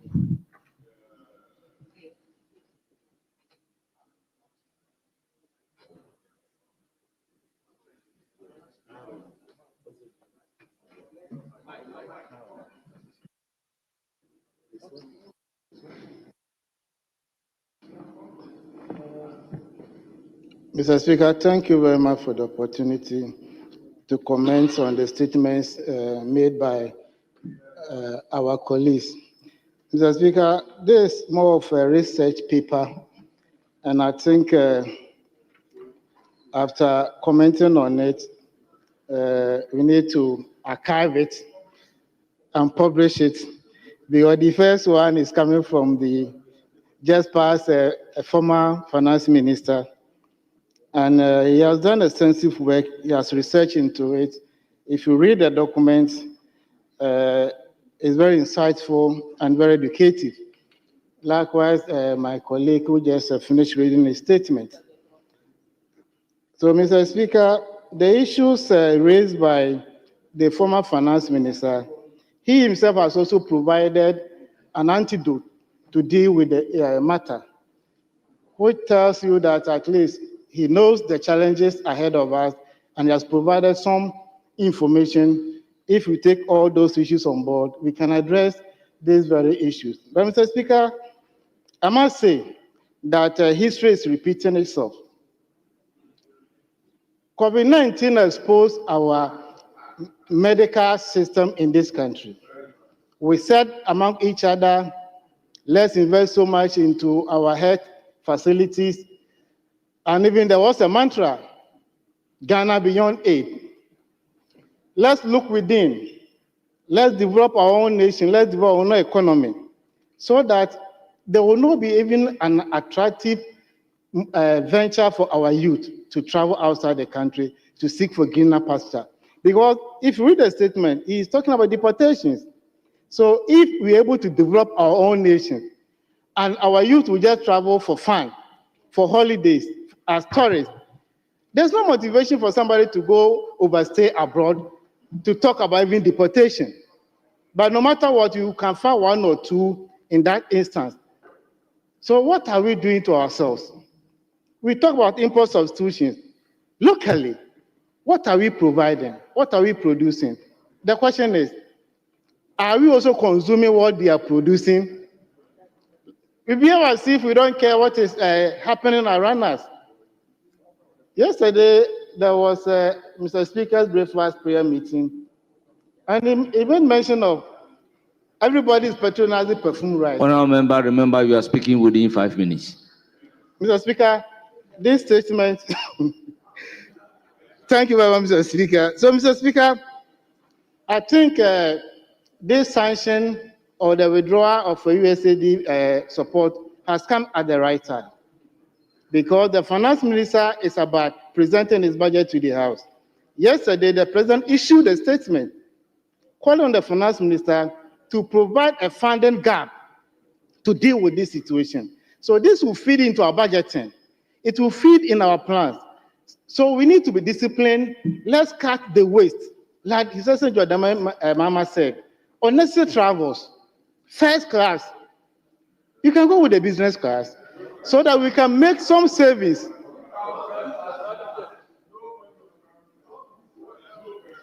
Mr. Speaker, so if we are not disciplined, if we are not able to cut expenditure, because in the statement, he talked about revenue mobilization. How do you raise enough revenue and increase your expenditure? Honourable member, conclude. Mr. Speaker, I will conclude by saying, just a few months ago, our colleagues were attacking us to approve about $300 million tax exemptions. So if you raise revenue, on the other hand, you give freebies to other people, how do you get enough revenue to deal with such a situation? So we need to be disciplined. I'm talking about fiscal discipline. So that by the end of the day, we get enough revenue in the kitty to deal with such unforeseen shocks, unforeseen contingencies. We cannot be speaking to matters like this and go to sleep. We need to put in place measures to address them. I thank you very much for the opportunity. Thank you very much. Honourable Patrick Yaboma, you have the floor. Thank you very much, Mr. Speaker. 5 minutes. Mr. Speaker, let me put on record that nobody travels first class in this chamber. So when you are speaking, you are sending messages out there for them to attack you again. Because apart from Emirates Airlines, no aircraft or airline has first class services in Ghana. Actually, you have to be very careful, Honorable Achampo. Mr. Speaker, I'm going to mention 5 things that will affect some of President Trump's executive orders and its effects on Ghana and Africa as a whole. One is the suspension of foreign assistance, this foreign assistance program, which the president, I believe, promptly directed the finance minister to look for the funding gap for the 156 million USD that the US aid was providing to Ghana. That's my calculation here is about 2.4 billion Ghana cedis. The Speaker is going to be a challenge. Secondly, is the external revenue service. There's going to be some tax calculation distortions that will hit Africa because of remittances and other issues that will come our way, Mr. Speaker.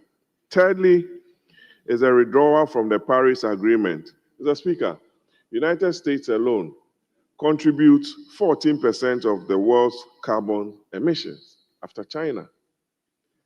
And it's an issue that we must look at critically, especially where we've created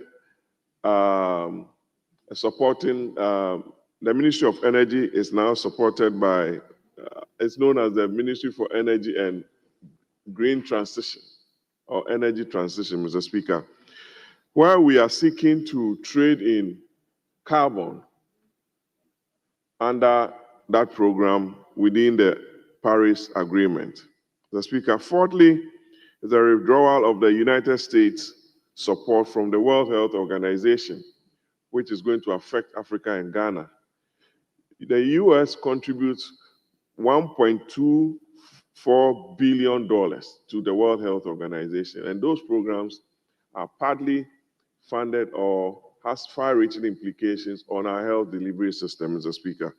Last but not the least, Mr. Speaker, is the National Energy Emergency Program. The US is now going to explore more oil and gas, and that will, in effect, drive down the prices of oil and gas globally. Mr. Speaker, Ghana is a net importer of petroleum products, finished products.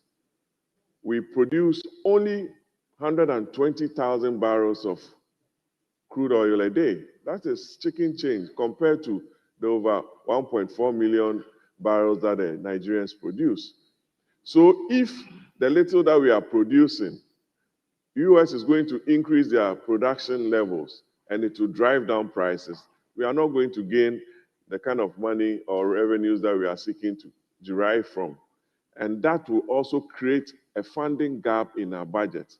So we expect to hear some of these interventions from the minister's budget come the end of March, Mr. Speaker.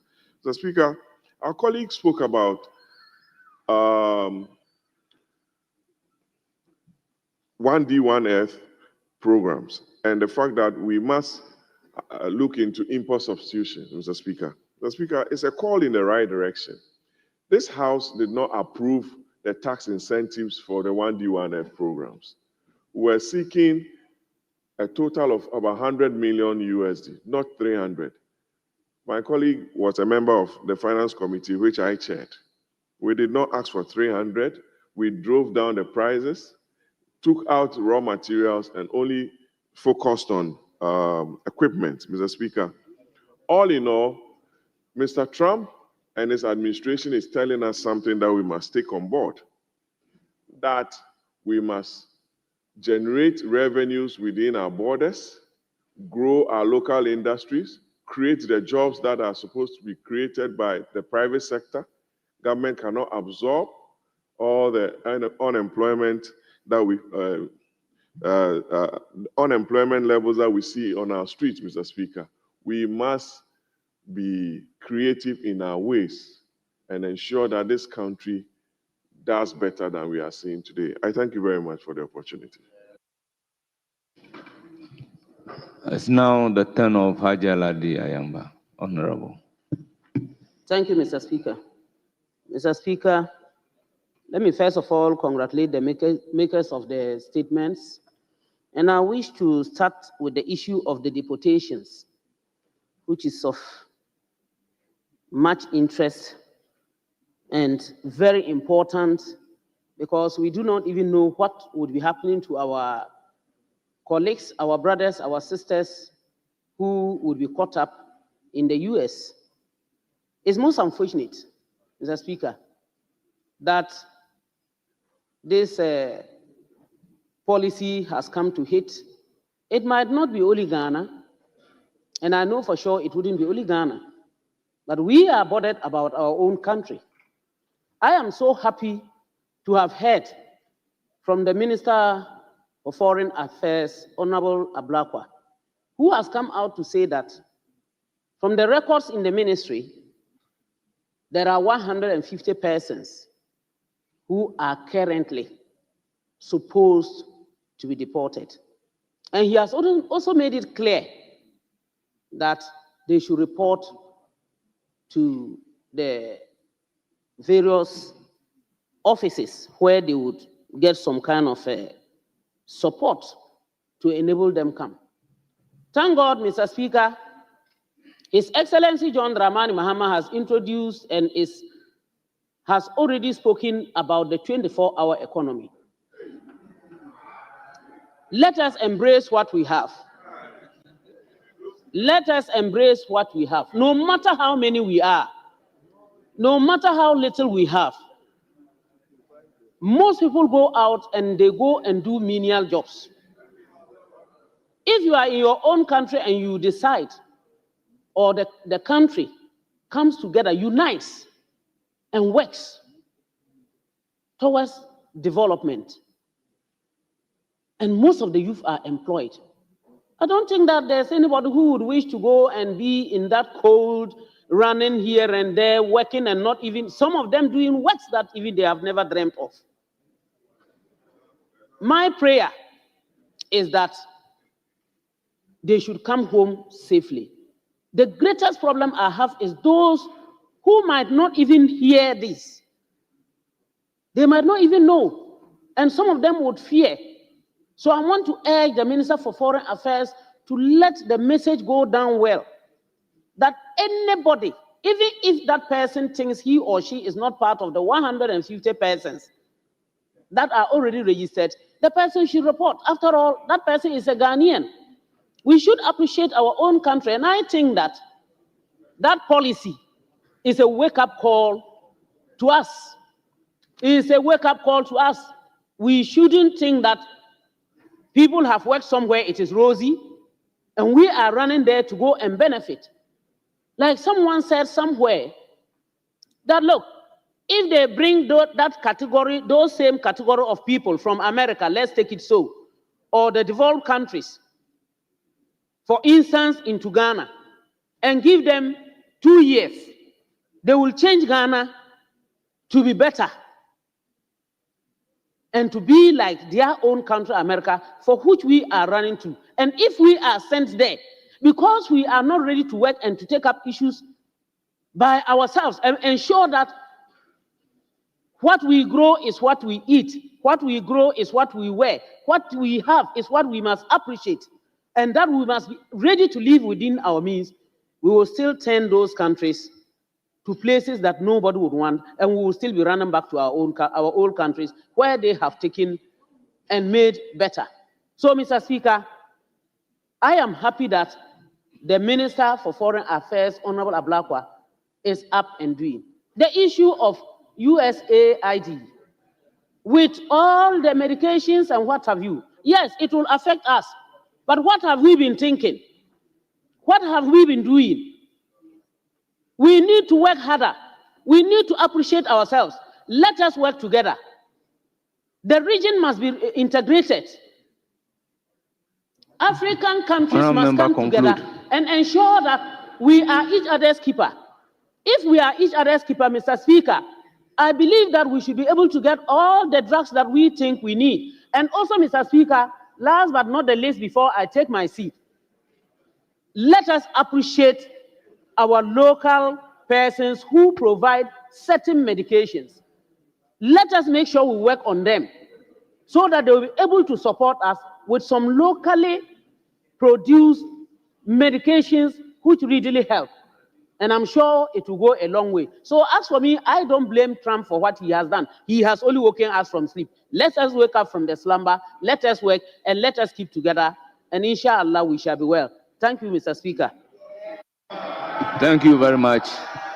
I will give the floor to Honorable Ntim Fojo. Thank you, Mr. Speaker, for giving me this opportunity. I rise to comment on the two statements that are on the floor and to commend the makers of the statement, the Honorable Mohammed Amin Adam, member for Karaga, and the Honorable Nana Oseji, member for New Jabin North, for bringing to the fore Trump's policy implications on Ghana and the shutdown of USAID and its potential impact on Ghana, respectively. Mr. Speaker, since the establishment of USAID by President John F. Kennedy in 1961, the agency, in my view, has served its mandate truly and fulfilled their mandate of assisting humanitarian interventions across health, education, and many sectors, particularly agriculture, in many countries. If it has come to a point where a new president deems fit to take the country on a new direction in their national interest, it is important that we in Ghana also reposition the fundamentals of our economic decisions to be able to be resilient to absorb the potential shocks that these decisions will have on us. Experts have predicted, and rightly so, the makers of the statement have also corroborated, millions of Ghanaians that are going to be impacted adversely by these decisions by the President of the United States, particularly across the sectors of agri, education, and health. This year alone, as the figures have been indicated, Ghana requested, in partnership with USAID's intervention, a total of $137.7 million. And out of this, $16 million relates to education. It is important that recognizing the critical roles that the partnerships Ghana had underway with USAID relating to sustainable agriculture, supporting farmers to improve their yields in health sector, very important critical programs on HIV prevention and ensuring that some key diseases are fought and treated, and in particular in education, having traversed from transition to English plus to now the stages, the G2G agreement. It is expected that the first budget of President Mahama in 2025 should be responsive and should be robust enough to be nuanced to respond to the shortfalls that stare us in the face, the shortfalls that need to be addressed. We are expecting that to find expression in the budget that is to come. Particularly on health, in the year 2015, one early grade reading assessment indicated that in P2 learners across the country, only 2% of them could read at grade level. It took the intervention of the partnership between Ministry of Education and USAID's transition to English Plus, which was part of their learning activity, to ensure that phonics-based approaches and interventions were deployed across the country in very key schools. Teachers were trained in those phonics-based approaches, teaching and learning materials were produced, and by those interventions, supporting other interventions of the ministry and GES, we're able to drive that, improve upon reading abilities of our learners. And by the year 2023, when the National Standardized Test was conducted, we saw an improvement from 2% of pupils at P2 reading in 2015 to 38%. And that was a significant improvement. That program was touted globally as the best reading program. Now we graduated from there, and in September, my boss here, the Honorable Minister for Education, former, and now Member of Parliament for Bosomtwe, Honorable Dr. Asoduchum, launched in conjunction with USAID the G2G level partnership agreement, which is stages strengthening accountabilities in Ghana education system. Mr. Speaker, in conclusion, all these are very important, but it shows that we as a government at this point, without having control over the decisions of other countries, particularly very key development partners, must take steps to prioritize funding to these critical education interventions to ensure the seamless implementation, to augment on the gains, to ensure that the decisions taken by President Trump do not halt our gains that we've made. Lastly, on deportation, the official numbers that have been put up by the Ministry of Foreign Affairs stand at 156 potential Ghanaians that face deportation. But however, the numbers, they may be more or less. Yes, it is important that they are assisted with consular services to be deported in dignity, not in chains. They are already facing traumatizing experiences, having been separated from their families with no hope of ever seeing them again. This is the time we call on Ministry of Foreign Member, Affairs take the floor to and ensure that they safely Member, return our people. you have the floor. And I thank you with these few words, Mr. Speaker.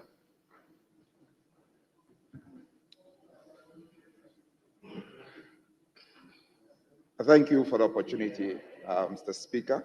And I can only make a very brief contribution to the statements that have been made, but I'll focus on the one that was ably done and so deeply researched by the former Minister for Finance.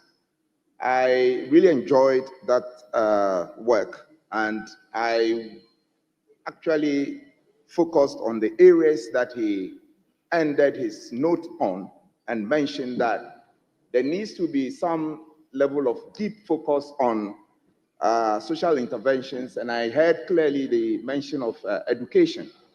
I want to associate myself deeply with that comment and state that all the interventions that we need to move this country forward and expand our economy are linked to one important ingredient, which I call technical vocational education and training. And I'm happy that my seniors, both Dr.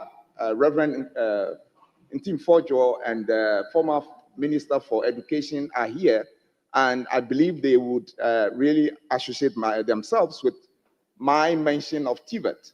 I say so because it is a known factor, it is a known fact that education is key to development, but the master key to development is TVET.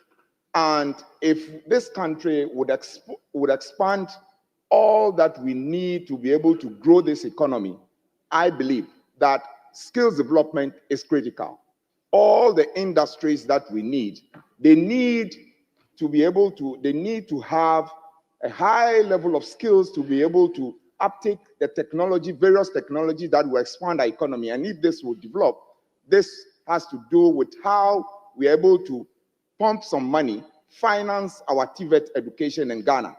This is a very good and pragmatic way of improving upon our export development. And that is why the mention, one key policy that has found great expression in the NDC manifesto, which is being implemented now, the 24-hour economy policy, the mention of the 24-hour economy, the export development drive, the improvement, the improvement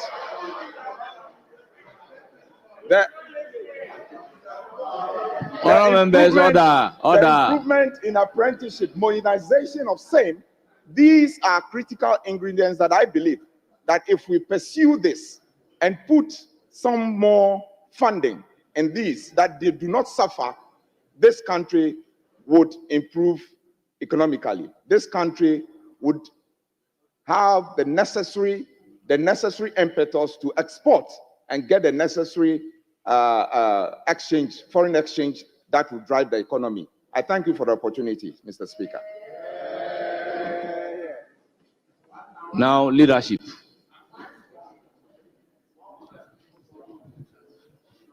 Leadership.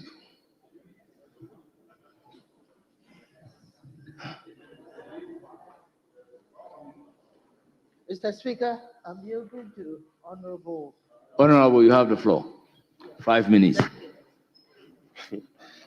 Thank you, Mr. Speaker. And I will also want to join the other colleagues to thank the maker of the statement for such a thorough statement, well researched by the Honorable Member for Karga, ably supported by also the Honorable Member for Akwapum, New Joabin, South, North. Thank you. Mr. Speaker, I would focus on the gap and the implication of that gap on government fiscals. Mr. Speaker, the Speaker has stated clearly, the maker of the statement has stated clearly that this decision by the United States government, President Donald Trump, to cut funding globally 98% of USAID funding to developing countries has come with its own implication. And in Ghana, annually, we are going to have a shortfall of funding of about 150 million United States dollars. Mr. Speaker, let me put this in context. The honorable member for Okakwe Central posited that we are going to have a shortfall of about 2 billion Ghana cedi. This is equivalent. In fact, it is falling short of the amount we earn from e-levy. In other words, government will need a revenue handle like the e-levy or similar method or similar handle to replace the funding gap. Mr. Speaker, the 2 billion shortfall will have to come on the back of the fact that government is already doing away with several revenue handle. And many youth programs, government program, for instance, the youth empowerment program by the USAID is going to be canceled. Agriculture program, like the support program for farmers in the north, is going to be canceled. Educational program, such as the teaching and learning material, TLM Plus, by the United States government, is going to be canceled. This is the implication of the action by Donald Trump. And this, we must note that is coming to bite the Ghanaian economy.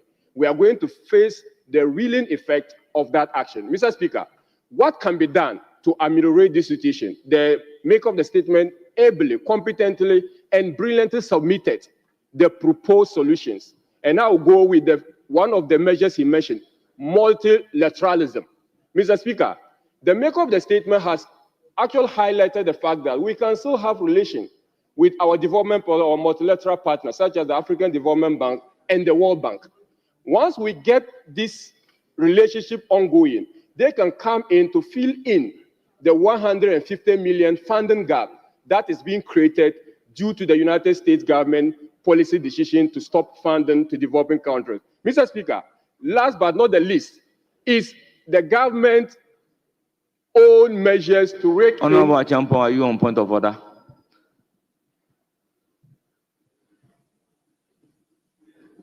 Yes, Mr. Speaker. What order? Order 125 of our standing orders. 125 or 122? 125. Anticipation. Mr. Speaker, our rules are very clear. Very well. The honorable member is contributing to a statement, and we know making a comment should not provoke further debates. And he's anticipating that we'll cancel education this, we'll cancel health this. Please, honorable member, the government of the day is going to present its budget by the end of the first week in March. Let's wait. If even the USAID is canceled or withdrawing its support, let's see what is in that budget. The kind of provision this government is going to provide in the budget. So they can withdraw their support to us. We are not going to cancel any. You are trying fear and panic to the public. Our rules are clear. They can cancel their programs. They can withdraw their funding. We will make enough provision to deal with those issues. So order 125 is clear. Don't anticipate anything which has not been brought before this house. We can do this house at this house. The budgets have not been presented. We don't know the kind of intervention this government is going to provide. By 27, there will be a State of the Nation address. So you'll be comforted, my brother. Thank you very much. Honorable member, be guided. Please proceed. Mr. Speaker, just safe to say that that wasn't what I said. The honorable member did not get the import of my point, and I'm thinking that he could have come on point to seek clarification to what I stated, and for the sake of the record, I stated that due to President Trump's decision to stop funding, there are ongoing projects by the United States aid, US aid, and those include TLM Plus, teaching and learning material support to schools. My last check shows that there are over 48 districts that the United States US aid is present. Those activities will be canceled because the funding method by the United States government is not going to come. So they are stopping their funding, they are canceling these programs with the government of Ghana. And that is a statement of fact. It is not anticipating anything. Mr. Speaker, so order 125 is mute. It doesn't apply in this case. And thank you very much, Mr. Speaker. Mr. Speaker, I was concluding. Let me conclude by saying that we will need to look at how we can generate, and I would support government any move, to the extent that it is consistent with the government plan and manifesto, to be able to fill in the gap, the funding gap, because the good people of the North benefit greatly from the United States aid. For instance, the drought support program supports us a lot, especially so when we are engaged in dry season fire or when we are hard hit by drought. So, Mr. Speaker, I want to thank the maker of this statement and to state that government must have to come with a concrete and cogent action plan to fill in the gap and to support the development of the country. Thank you, Mr. Speaker. Majority Leadership.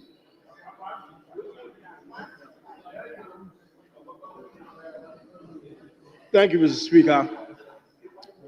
Mr. Speaker, I would like to add my voice in thanking the former finance minister and my brother, the MP for New Jabin North, I believe.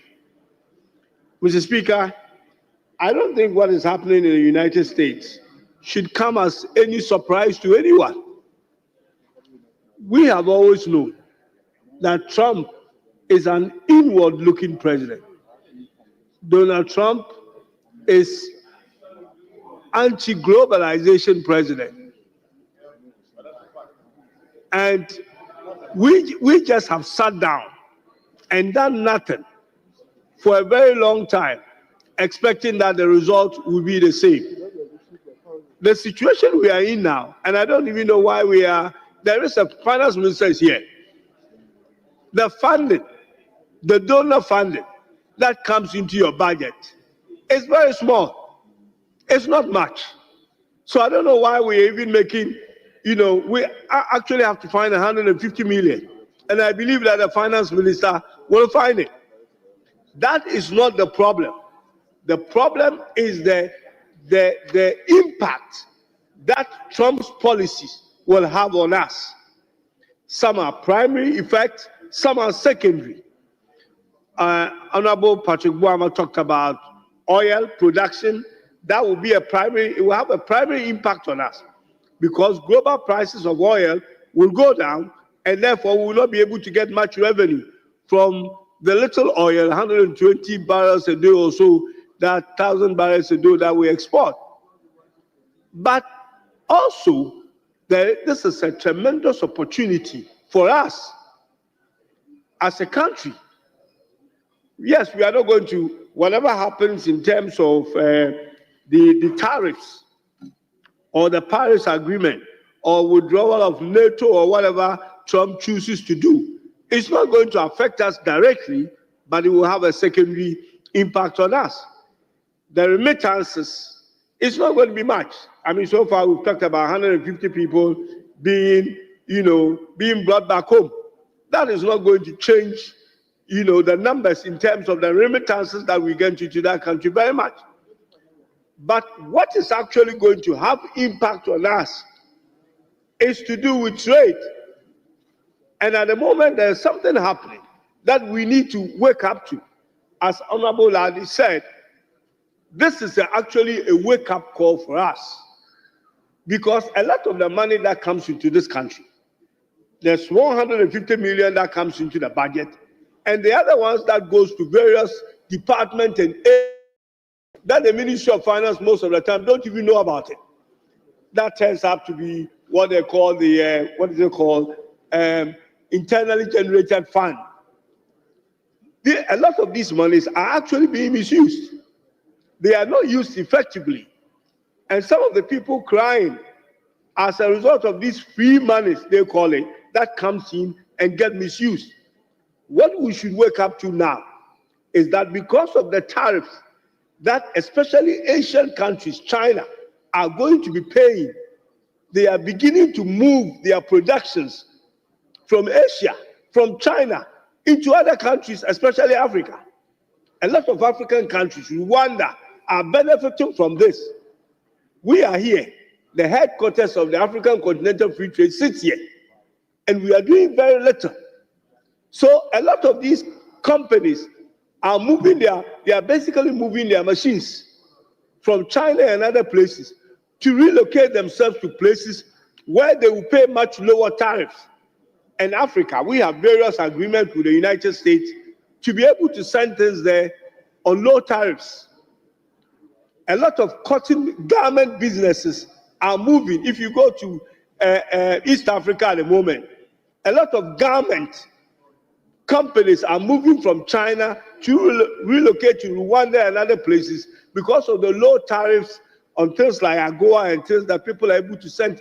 These are the things we need to look at.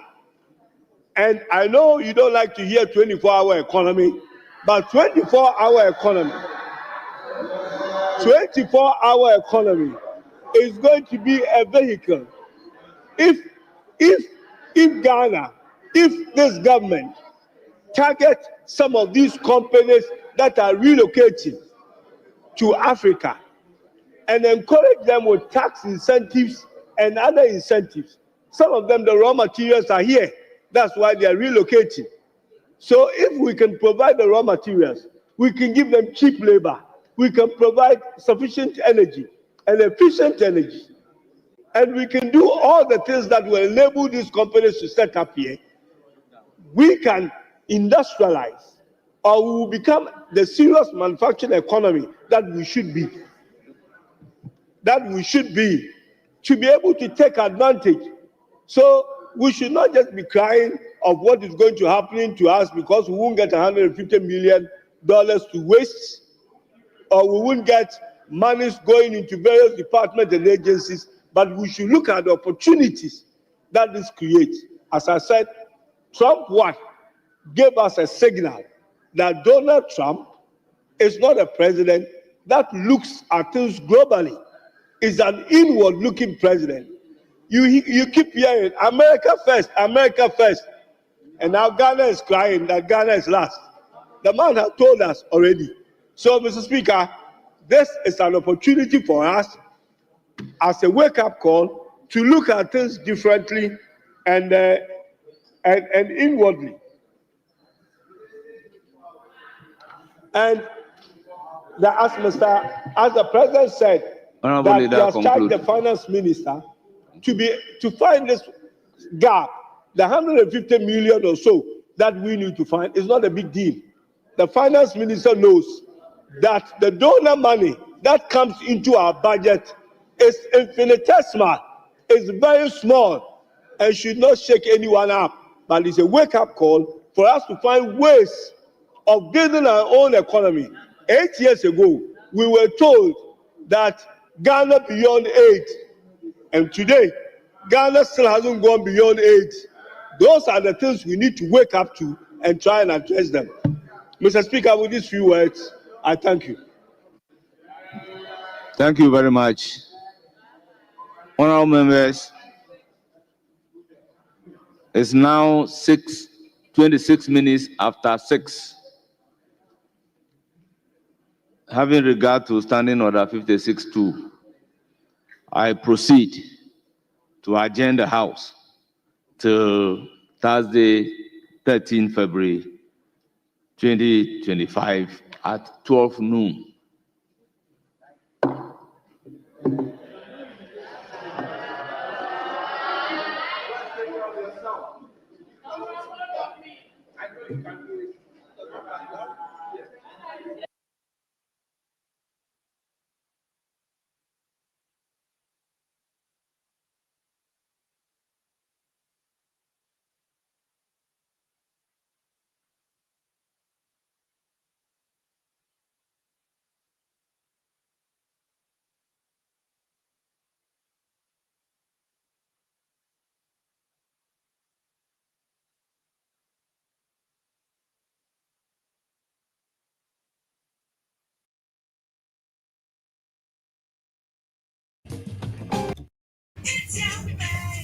If he comes to see Squanny too.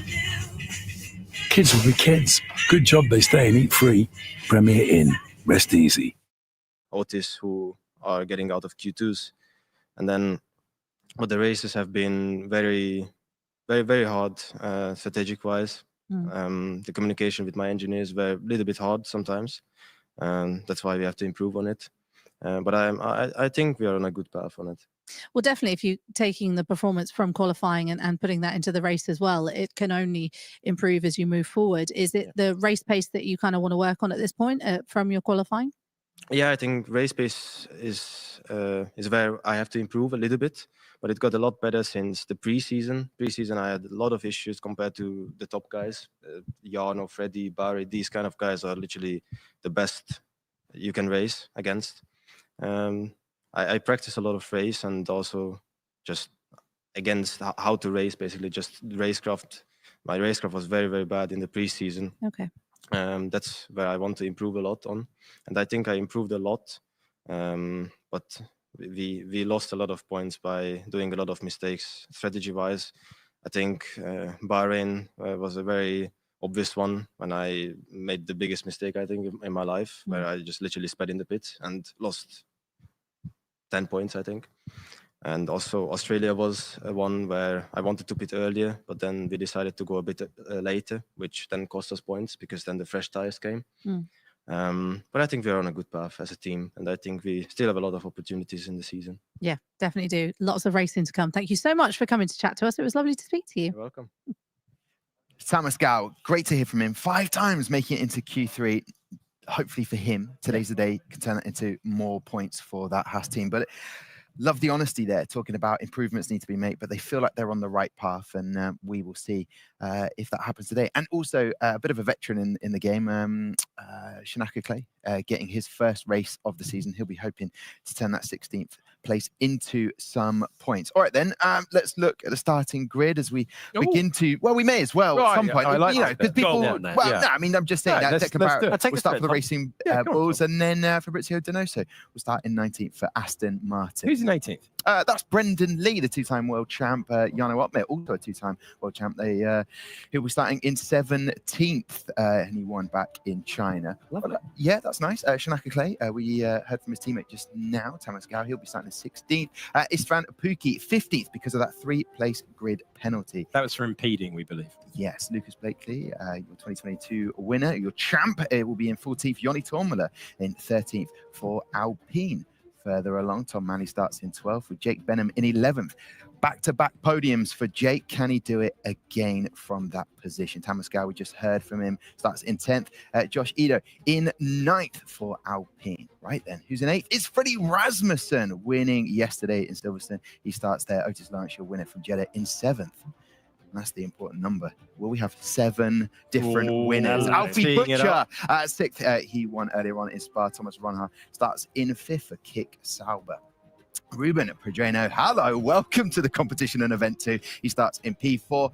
Nicholas Longe in P3. And your front row for our race around Zandvoort, Ismail Fassi in 2nd and Barry Brumman in 1st. Will it be a pole to victory? What do you reckon in terms of probability, Alex Jakes? Can it happen? First lap, absolutely crucial. Of course, it can happen. He's trying to be our first repeat winner of the year. And if he's leading by the end of lap 3, I think he's got a great chance.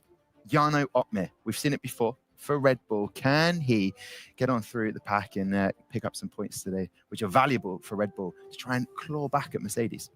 Possible, yes, but he's got a lot of work on his hands. He got knocked out in Q1. So, yeah, as he said, he's going to have to rely on some weather. Okay, well, we're going to refuel, get ready. And when we come back at 2100 Central European time, we will have a race around Zandvoort. We will see you then.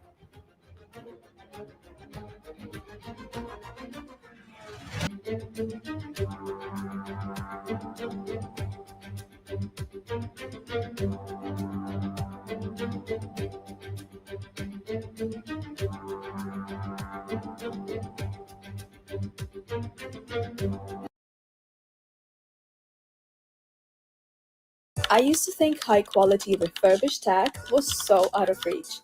As a freelancer, I always used to be worried about not being able to afford the latest tech for my job. But then I found Back Market, and it completely switched up the game. Back Market is an absolute gold mine for all refurbished tech. Not only was I able to get a phone, I also got an iPad at a fraction of the price. You can even set price alerts so you never miss a good deal. Back Market is honestly the perfect place to shop, and with thousands and thousands of 5-star reviews, I am definitely not the only one who feels the same. I finally feel much more relaxed knowing I can afford good quality tech without breaking the bank. If you want to be good to the planet and your bank account, you need to download Back Market app today.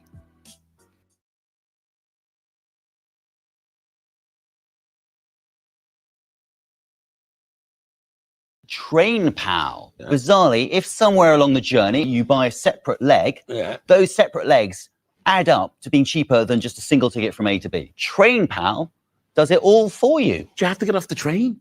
Train Pal.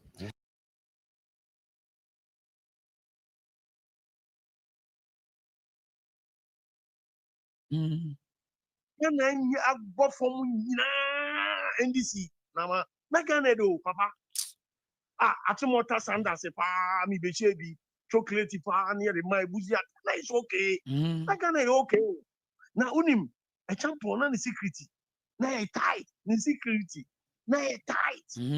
Enti, your band was one a church. No, yeah, a boy back away if you want to, ma'am. A boy back away from Tim. Sanity, and the need for to pochino. On the be a champion and as well, Pema. Well, can you be a ofri tabuum and run a real now be number self famine and coffee tabuum. On free video of Ritabuum. Nina Kruko, Nina Kruko. Tabuum, free tabuum. No, papa, medio papa, no, papa, at all to Ababa. Our Kumasi Jum, a straw. Mede efiena no papa ton etu abobano. Okay. Enra mediteneo we are. Matimia mekwa kohwe pa. Opo etu aboba wase. Sure, papa no bra be ni moja ni there's a champion time na mo enjoy Ghana pa. Na Ghana kru no mo de. Ghana anifa na anye boku yetem. Na Ghana de. Ghana Papa Ghana dear, Ron is a dear, me shoes I'm say. Ron is Wuja me Wuja runs a Bahame. Some who runs in the depth father runs Williams, yes, Namu. Papa will travel show at Nany other than Sociano must say, na Ghana Danny Calabule, a moment crab, a buffer jump or so.